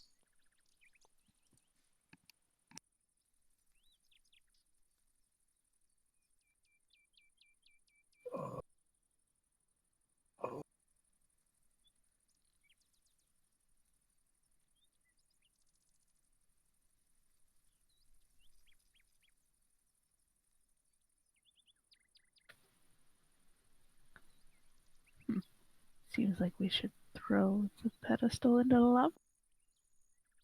Face the sun? Hmm? No? Okay. I don't think so. Well, if he's facing the setting sun, wouldn't it be to the west?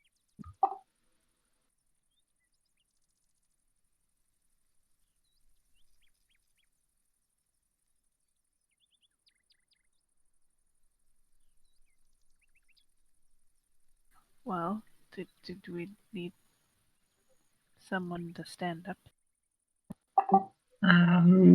Perhaps. I offer to sit on the dais. You sit upon which dais? The one in the middle. You sit upon the dais. It's comfy. I will am I able to see what direction is? What direction is west, you mean? Yes, West is to the left. I face that direction. You face left. You see that the tree that you're facing seems to have some blueberries in it. I think there's some blueberries in this tree ahead of me.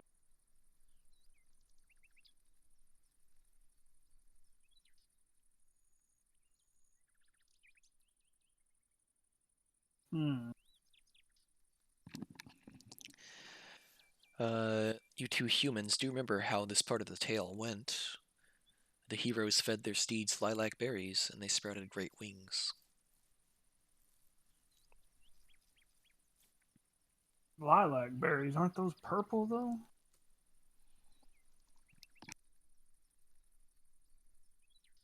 Are they purple or are they blue? It's purple.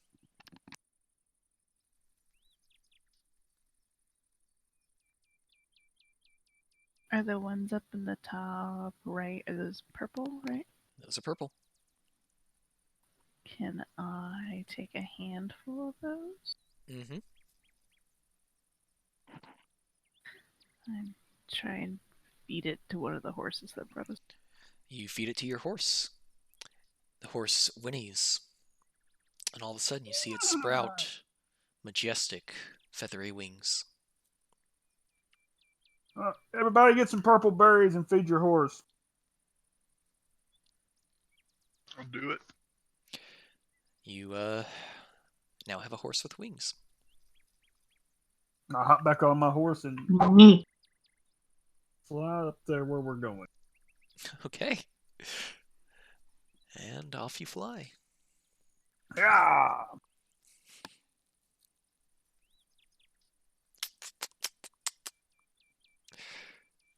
Are you sure?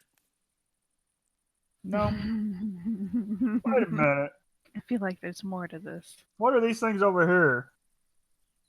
Can I? Again, those 4 daises at the top all have colors. You see a red dais, a yellow dais, a blue dais, and a green dais.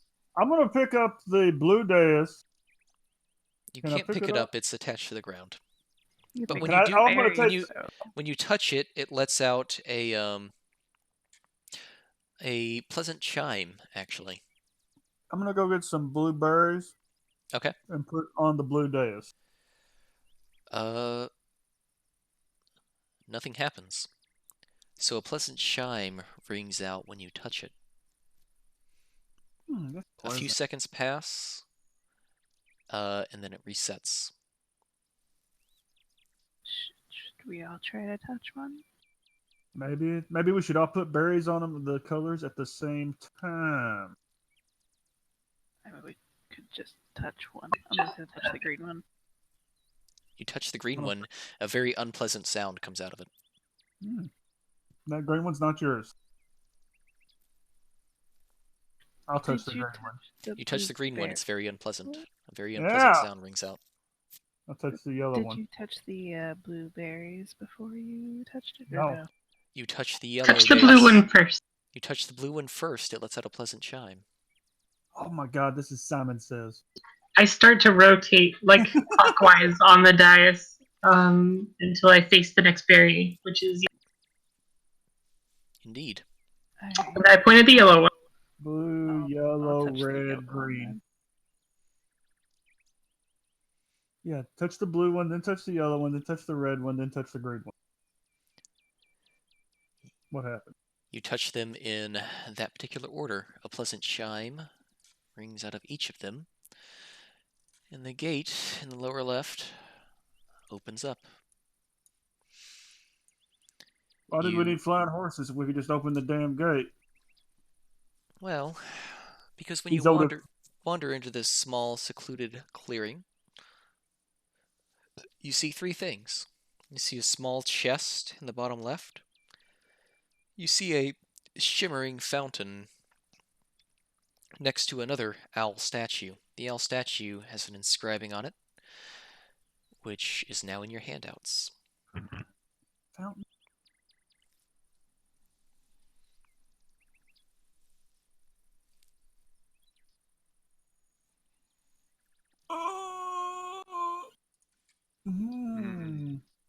I think if we put something in here, it will be better when we pull it out. Well, what's in the chest down there? You open up the chest, and you find a luminescent stone. That's the only thing in the chest is a single luminescent stone. It appears to be every color at once, and yet no color at all. It catches the sunlight and both reflects the sunlight. It seems to defy everything that you understand about the world. It seems important. Maybe try this one. Yeah, that might be it. I was just about to stick my hammer in. Oh, okay. Try that one first.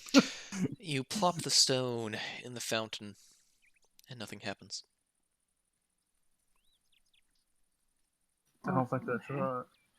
Well, I'll reach in and take it out. You pull it back out. It doesn't seem wet. Oh, Hmm. maybe try something else. My hammer. Something that could be improved, maybe. Maybe that thing can't be Weapon. improved. I put my hammer in. All right. So you see Kristoff dip his hammer Disintegrates. into the fountain, You gotta be quick. and all of a sudden, a figure emerges from the fountain. It's a beautiful woman with butterfly wings. Hello. She's holding up your hammer. She looks at you seriously, Kristoff, as she holds your hammer. Did you drop this? Yes, I did. I'm sorry. Well, your honesty is highly valued. Here, let me help you out. She kind of moves the hammer around in her hands, and it shimmers, and then begins to glow with an iridescent light.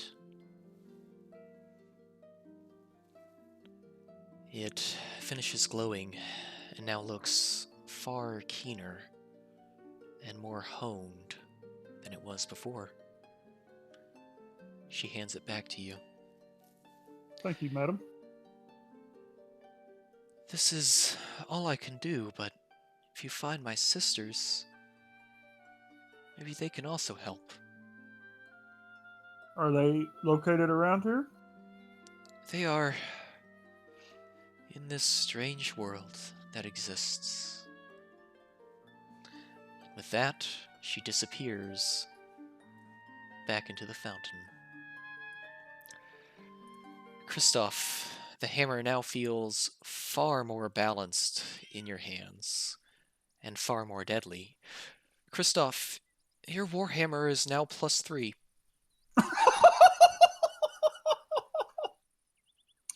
Oh shit! I just had a heart attack. Chest pains and a nosebleed in session 1. Oh, okay. I'm glad we bothered figuring out the berry. Are you sure? Mr. Guy, he doesn't like the puzzle. God, I could have just let you guys miss that. I Would've mean, I been thought it was a funny. fun. Does anybody else want to try? The water drains from the fountain. Oh.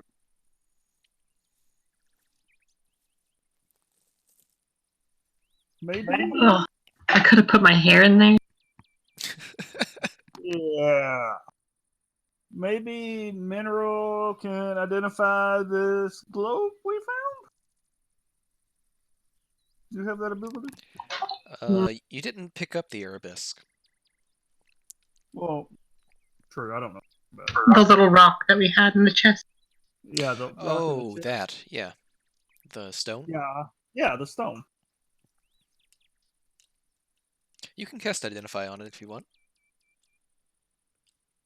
I don't have it. No, I don't either. Well, then I guess nobody's casting Identify on it. Toba! Wait 1 second, I cast identify. Don't look at my character sheet. Quick drag and drop.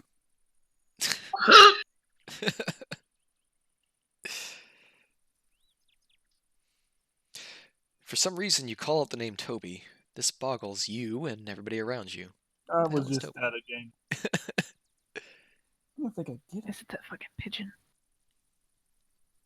It was the deckhand.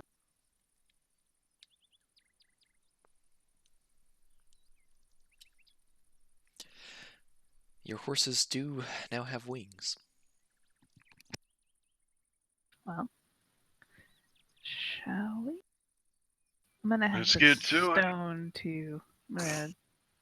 I'm gonna hand that to someone else. Probably Marinelle. I'll hand it to her. Okay. I'll hold on. Marinelle is now holding on to that strange stone. Probably should have figured out what this was too. You start flying towards the top of the castle where you know the evil elf king is preparing to sacrifice the mayor's daughter. You land upon a balcony and walk inside to confront him.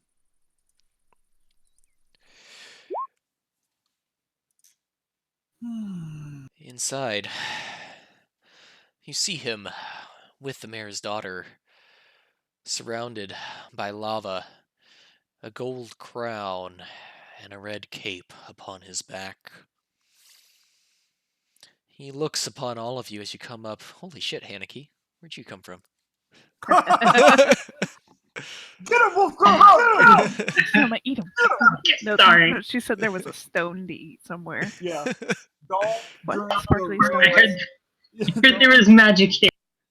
Hang on. Go find Korgath. He's got a helmet for you. The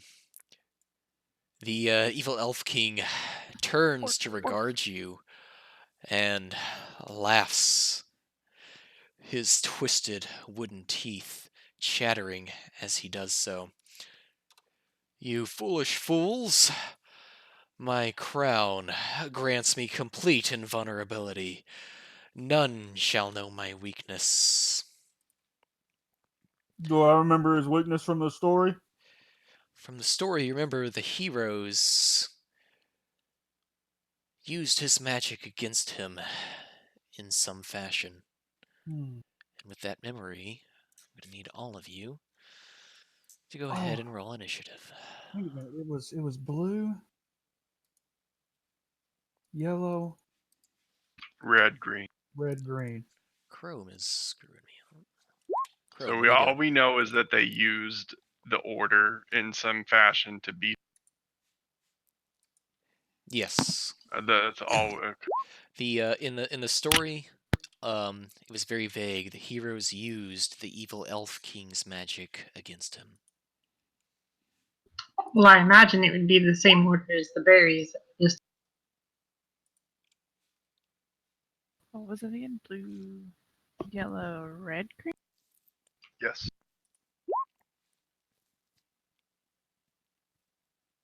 So these are just like daises that are marked.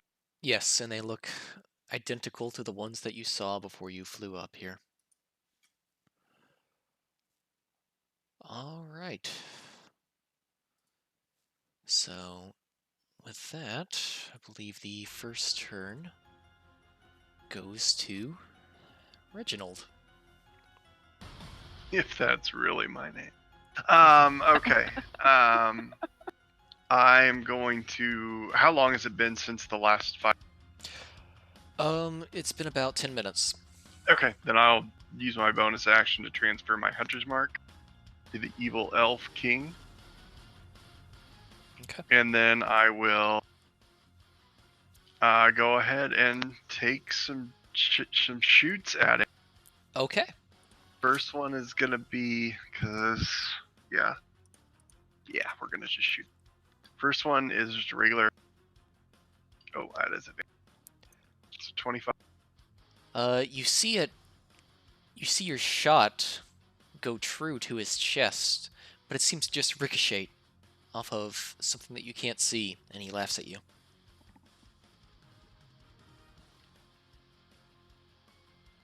Looks like we need to do something with these here pillars before we can hit him.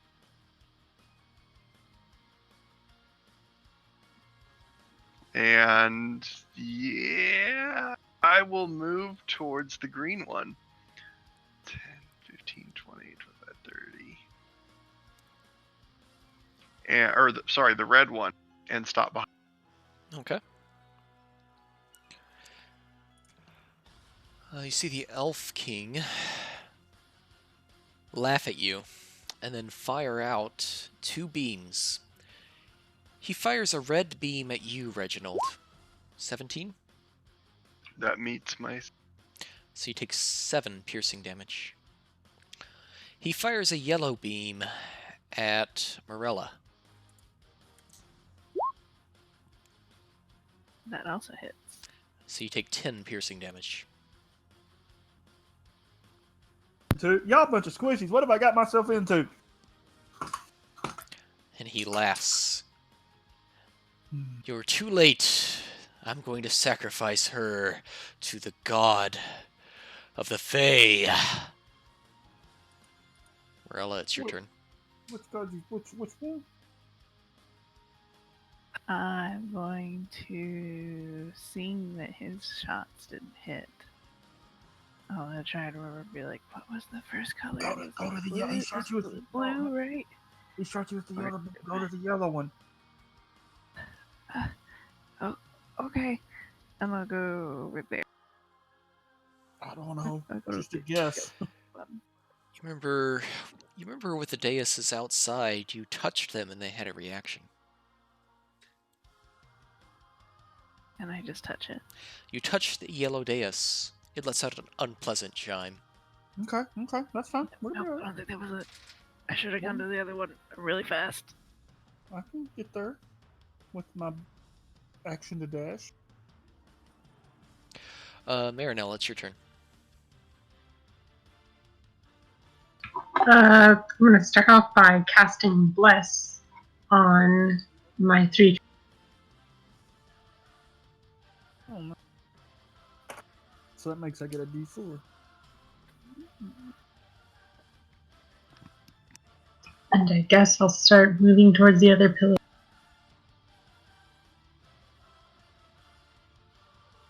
Stay there.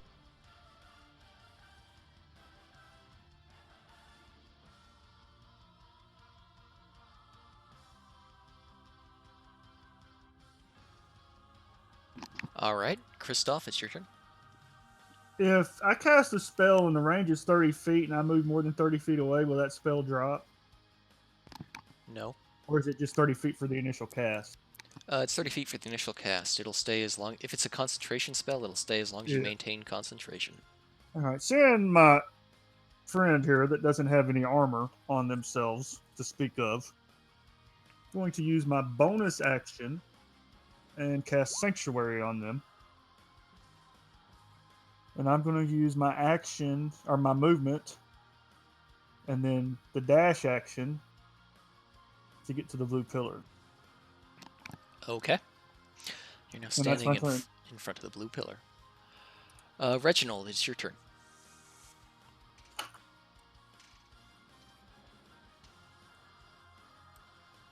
As I run by him, I want to be like, what fight god? Which fight god you talking about?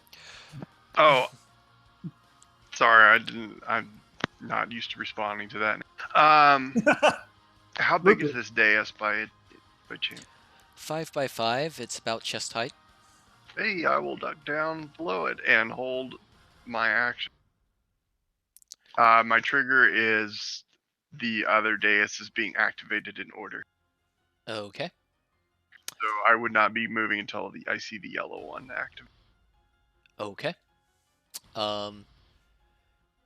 It's the Elf King's turn. You see him fire a green beam at Colossus. Who? Or, sorry, ooh, wow. Who? At Kristoff. No, that doesn't hit. I just deflected with my shield. And a blue beam at Marinelle. He needs to make a wisdom check. Oh, does he? Yeah, a creature warded until the spell ends. Any creature who targets the warded creature with an attack must succeed on a wisdom saving throw, or it can't attack them. That does not succeed. It's a 16. So it can't actually attack you. Mm-mm. Okay. So it's a green beam on Reginald, and you have cover. So that's you have 3/4 cover, so that's +4 AC. So that 17's not going to hit that. And a blue beam on Marinelle, 22. No, that was to attack me, I thought. Yeah, 22 to hit you. Yeah, I mean, anytime he tries to hit her, he has to do a wisdom thing, or he can't. Oh, really? Yeah, he failed the wisdom save to hit me, I thought. Sanctuary. Oh, Sanctuary. That's right. That's right. So you could take that beam and, like, Yeah. pronounce it. It doesn't hit. So that was 17 versus Kristoff. You're Yeah, not that Sanctuaried, missed. right? No, but I have 20 AC. Okay, so that missed. But a 22 versus Reginald? With +4 AC? Yeah, that hit.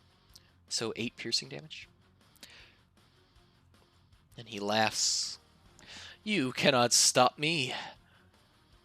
My god will be pleased by this sacrifice. Morella, it's your turn. Who got who this? I'm gonna pull out my trident and I just want to hold my turn until I see the blue one go off, Okay. I guess. Yeah, hold your action. Push the blue one, then you can push the yellow one. Marinelle. He tried to hit me with blue, correct? Yes.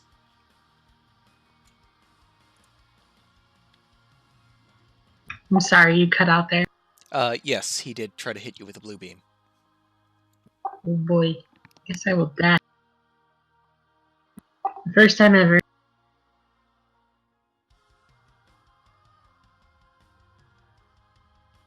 But he hit Ares with the green beam that time, no? I don't know.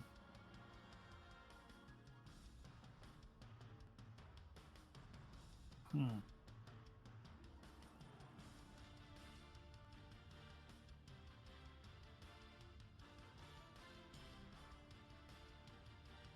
And that'll be me. Kristoff. Hmm.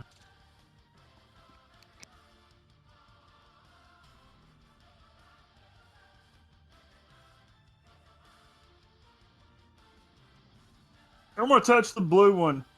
Does it do anything? You touch the blue beam, it makes an unpleasant chiming sound. That was I'm your gonna run action. Man. I'm just gonna get to here then. And as a bonus action, I'm gonna go ahead and do a spiritual weapon. And it's just a bigger warhammer. It's just gonna pop up and float right beside him as Okay. I run by. You plop up a warhammer. It collides with the Evil Elf King, but it seems to deflect off of some unseen shield that's around it. Okay. It's just chilling. He taunts at you. And it is now Reginald's turn. Well, I will dash 5, 10, 15, 20, 25. 5, 10, 15, 20. And sit there. Alright. The Evil Elf King cackles. You fools, you'll never stop me. Shoots a red beam at Kristoff Misses. and a yellow beam at Marinelle. 24. 5 piercing damage. Doesn't he have to do a wisdom save? No, the sanctuary's on Haneke, not you. No, that's who he. Oh yeah, he's got to do a wisdom save. Yeah. Oh yeah, he does. 17? Yep, that hits. Yeah, so he's able to attack you with his yellow beam That's my DC. Okay. for 5 piercing damage. Y'all's names are too much alike. Somebody name change. Pay the $20 and name change. Marilla.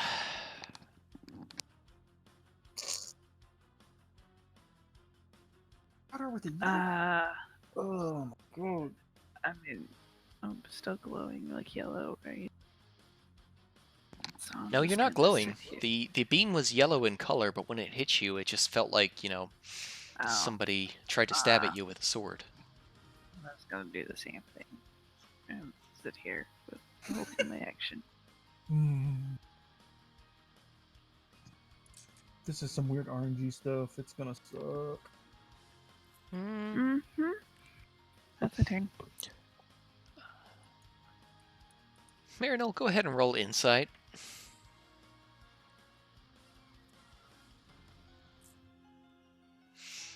He's shooting you with beams.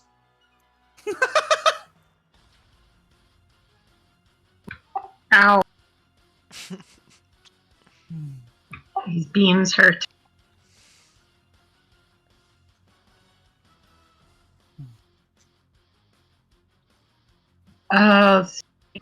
So we have red and yellow were just shot, right? Mm-hmm. The 2 beams that he just shot were red and yellow. You remember he shot a red beam and then a yellow beam. And then he shot and then he shot a green beam and a blue beam. We have And to then- push the two that he shoots that turn. And then he shot a red beam and then a yellow beam again. Yeah. It's gonna be so the next time it's gonna be blue and green are gonna be the next two he shoots. Yeah, but I'm trying to figure out who he's going to. Well, Sanctuary kind of fucked with that. Because I think I should move to red. Maybe it doesn't matter what beam you get shot with. You just push those beams colors on the dices.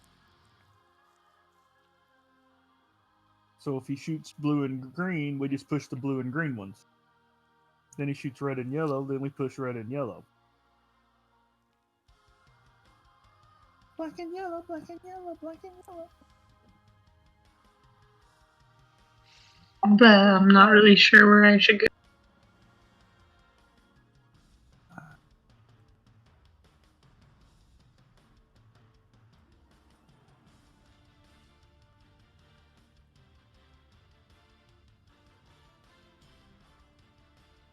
Make a mad dash that way. Okay. You use the dash action? Yes. Okay, you cannot interact with that dais.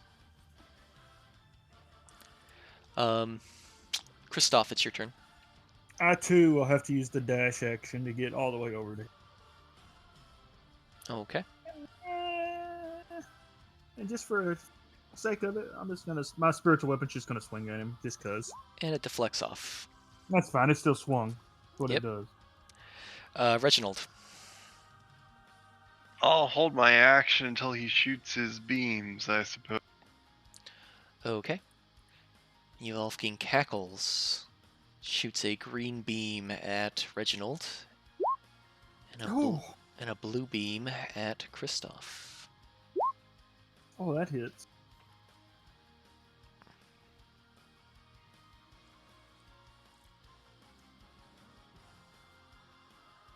Oh, my HP just went away.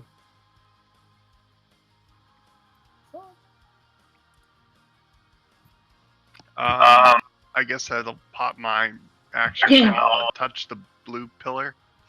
You touch the blue pillar. You hear an unpleasant chime.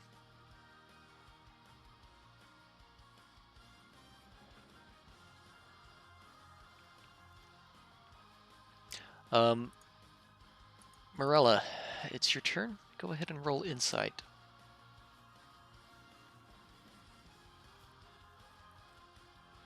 Oh. This is not good from me. Oh. Thinking back to the colored daises before you got up here, it seems the order in which the berries appeared mattered. But the berries were in. We already tried that order. It was blue, yellow, red, and green. And we've tried touching the blue one over and over, and it doesn't do anything. It was different. You remember the order in which you saw the berries mattered.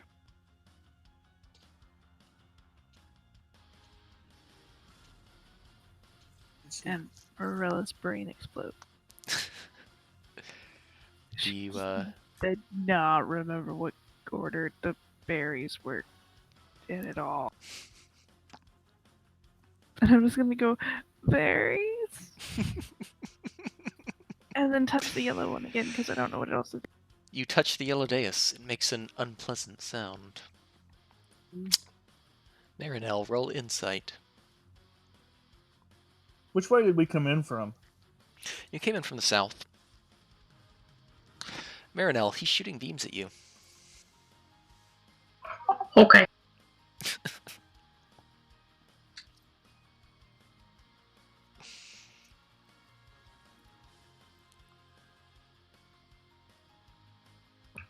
Second, my laptop's being a little bit of a shitter. That's alright. Guess I'm going to stay right here and delay my action. Push it and see what happens.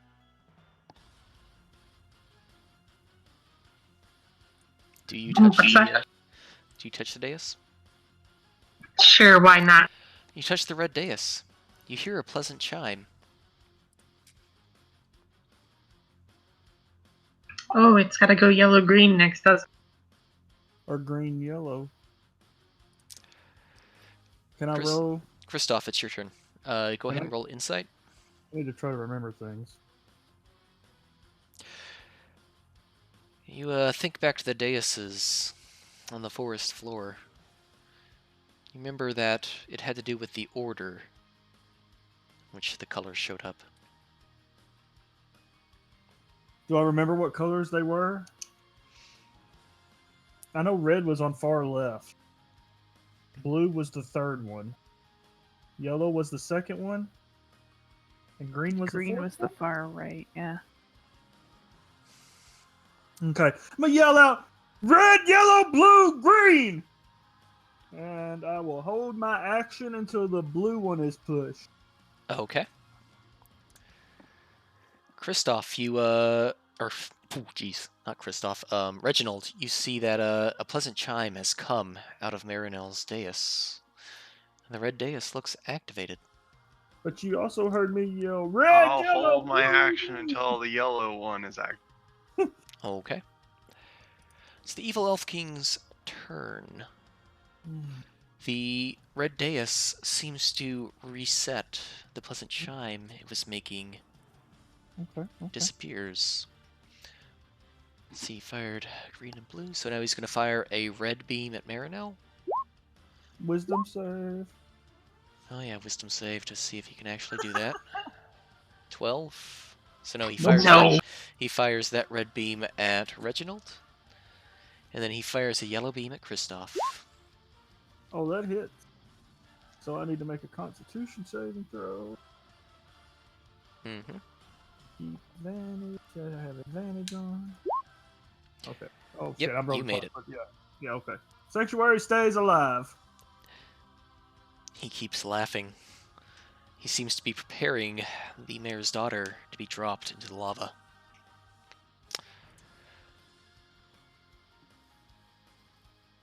Morella, go ahead and roll insight.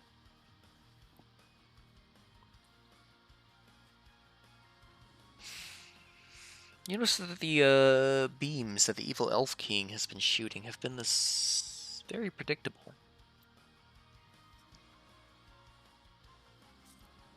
I'm still so confused. It makes no sense to me.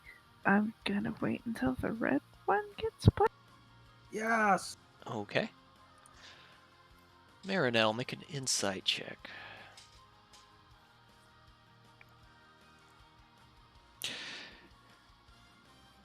The evil elf king has definitely been shooting in the same pattern this whole time.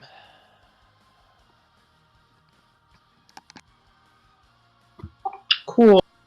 Yellow, blue, green. Red, yellow, blue, green.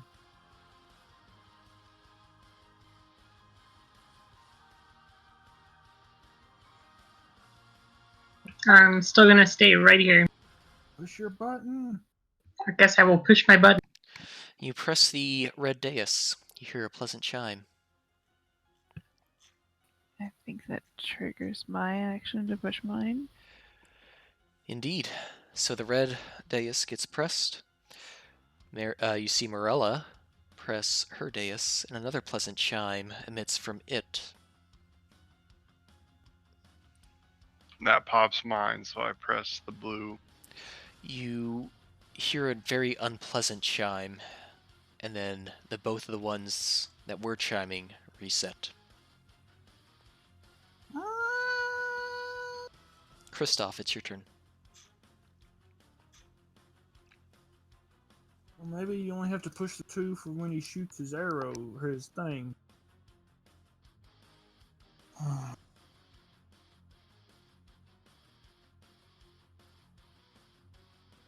How's everybody looking? Pretty good? Not so bad? Rough?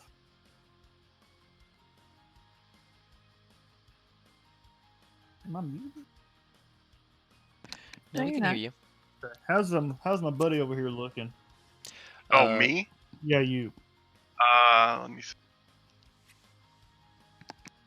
That didn't even come up. Did it? Mm-mm.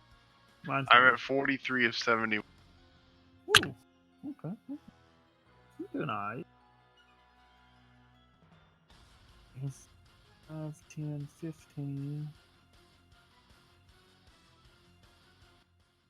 Be within 60 feet.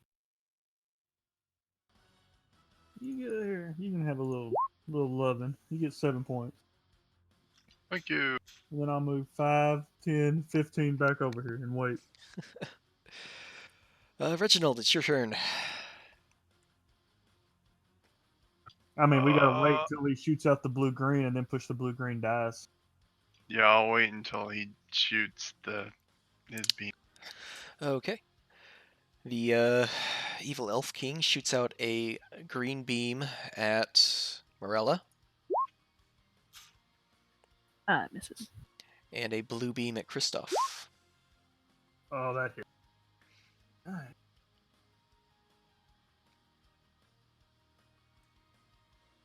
Looks like he's almost done preparing his sacrifice. Killer. I'll hit the blue day. You hit the blue dais. You hear an unpleasant chime. Morella, it's your turn. Alright, I'm waiting until after he shoots the red and yellow beams, and then after the red one is touched. And that's Okay. I don't know. I'll give up. I'm Marinelle, I roll, have no roll idea at this insight. point.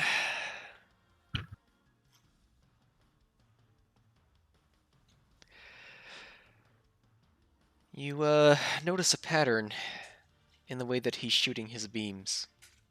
It seems to be the same pattern every Red, time. yellow, then green and blue. Yes, that is the order you remember. Man. Oh, we fucked it up. We should have hit the green one first instead of the blue one. That's what I said.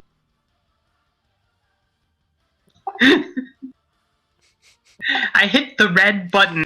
The red button makes a very pleasant chime as you hit it. That triggers Morella's action. Yeah. You touch the yellow button. It makes a very pleasant chime. Kristoff, it's your turn. I'll hit the green one. It makes a very pleasant chime. And Reginald. Damn it, I had those two missed. I hit the blue one. It makes a Try pleasant it. chime. And all of a sudden, the Elf King goes to fire a multicolor blast at all of you. And all of a sudden, it turns back upon himself and hits his crown. His precious crown falls into the lava, and he exclaims, "No! No, my crown!" And he jumps in after it, falling into the lava and burning up. Just like you remember from the fairy tale. Well, As that his, was really easy, guys. I had no issue with that one. as his body hits the lava cools, and you can reach the mayor's daughter in the center.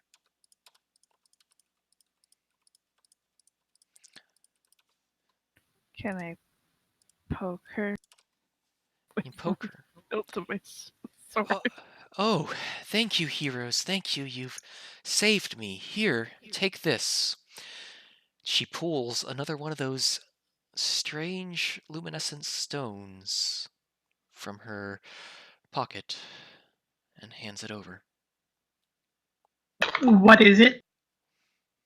It's a reward for your heroic actions. The village is surely saved.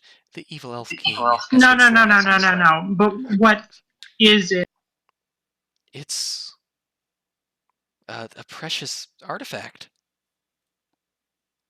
What does it do? It's very pretty, I suppose.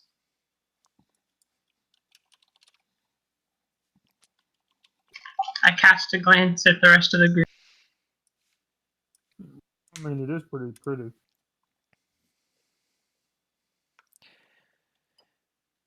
As you receive your reward, You see a stone wall kind of lift up and reveal an open door to the north. Behind the door is another twisting hallway.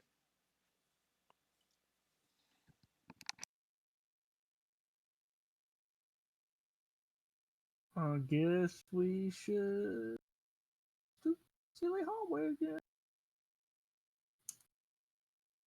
Forward?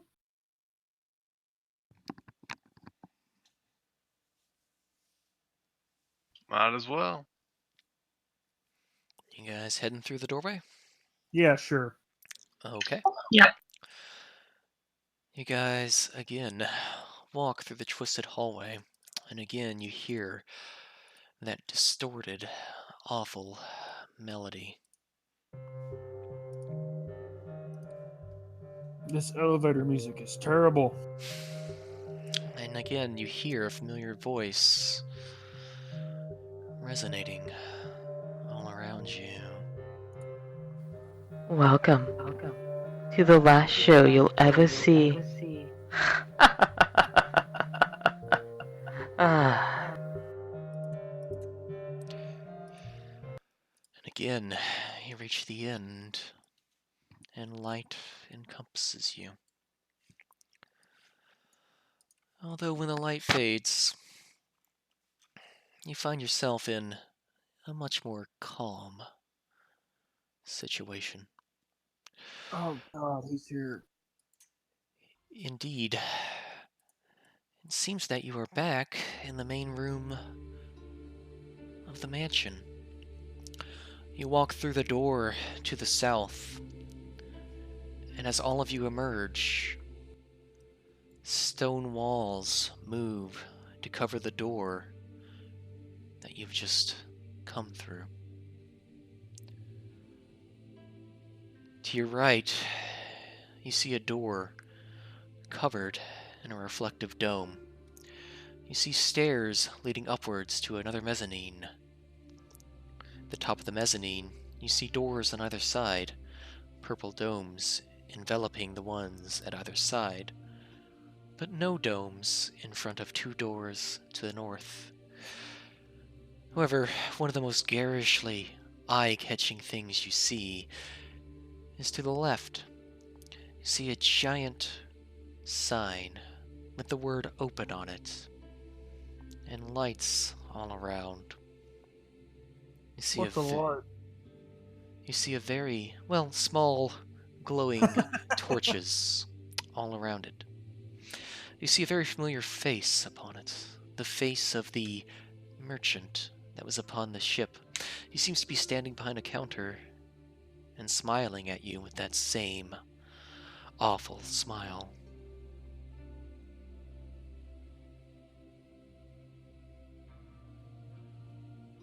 Hmm.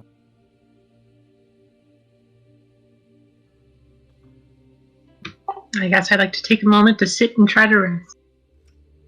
You can take a short rest if you want. You can, in fact, you can take a, you can take a short rest if you want. Actually, yeah. Upon entering the mansion, you gain the benefits of a long rest. No! You immediately feel revitalized and recovered by some strange force.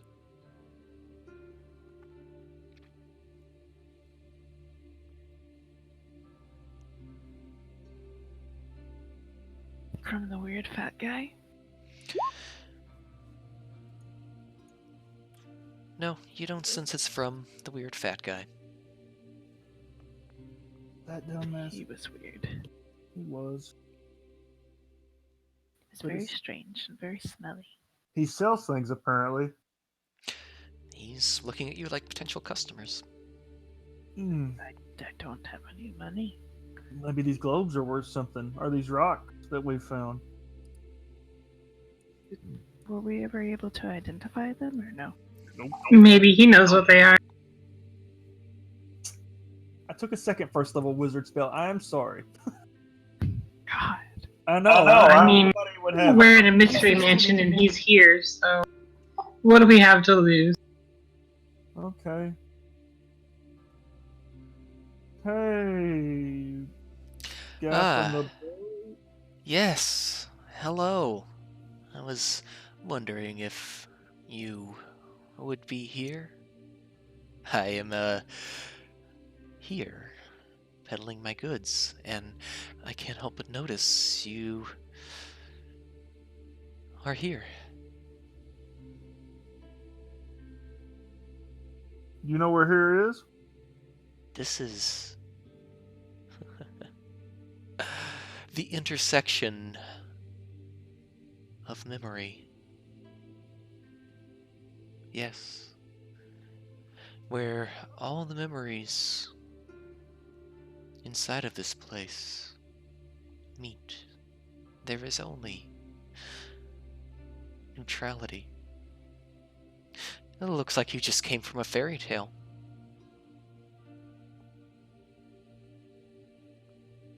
It did seem rather like a story. Yes.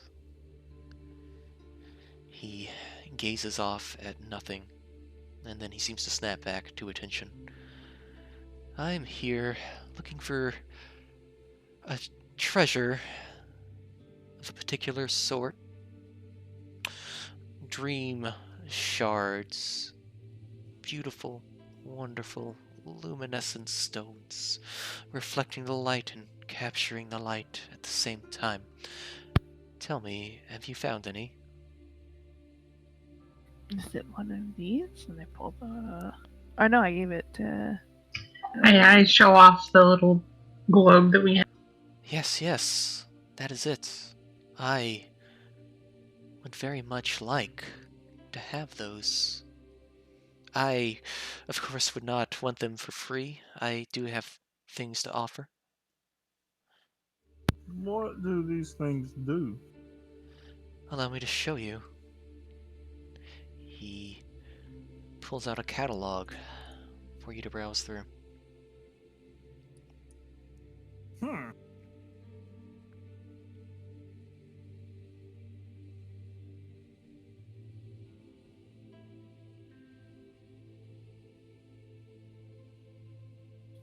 Oh.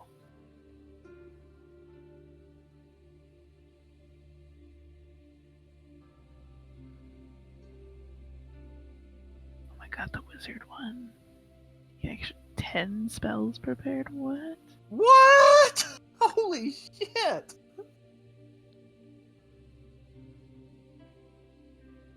You gain one extra Yeah, these are really good. and one extra third level spot, two extra. Oh my god! Oh, I want a dreamer's charm of wizardry. Holy crap. All I'm saying reading this is how many hit points I'm gonna need to survive to get all these shit. I mean, shit's gonna hit like a truck. I don't know if any of these will work on the outside, he says, dreamily. Oh goodness. Choose any 5 spells from any class, and they count as already known spells.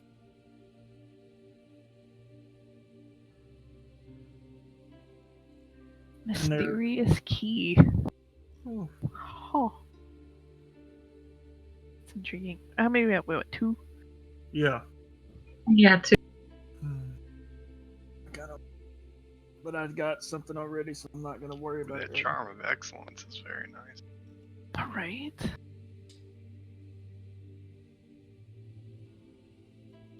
$22? Oh my god. Yeah, that's what I was. Alright, let's go on to the next one. Let's go get more shards. Let's go.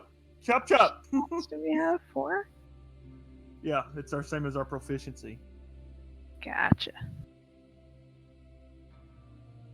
22 wisdom? Oh.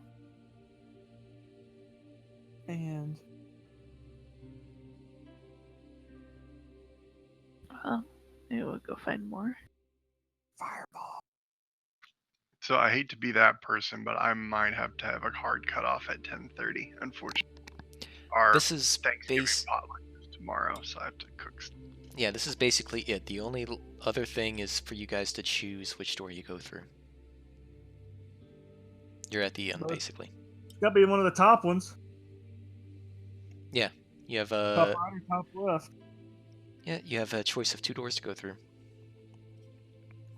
Well, we don't have enough to buy anything right now anyway. So We You have do. two. You have 2 We could shards. buy- but it's not really. I mean, do we really want to use them right now? We could learn What? identify. Well, we don't know how many we have. Well, we know what these are now. Extra 10 spells prepared though. I mean, shit's gonna suck. That's all I heard. It's about to get real. So, let's go find a door. Alright, perhaps next time I shall sell you something for those dream shards you have. 22. Oh my god, we're so. You make your way up the stairs where you see I would make my dex 22.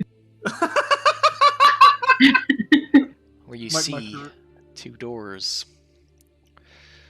At the inscribed next to the doors, you see little excerpts. On the left door, you see, "Oh, the tale of a great Jannar upon the deserts of Makosh. See how he wrangled an ancient fae." Upon the right door, you see, "Ah, yes, the tale of a soldier during the Red War. On the losing side, no less. What a pity."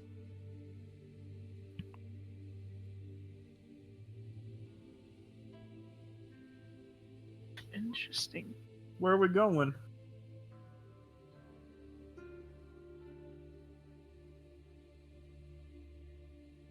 I vote for the right one. I'm not a fan of deserts. I don't. Deserts do sound very dry. You got a problem with dryness? A little. It's not very Why? comfortable Well, because it's dry and hot and sand. It's coarse and it gets I everywhere. would stop y'all right there and let's not go to the desert. I agree.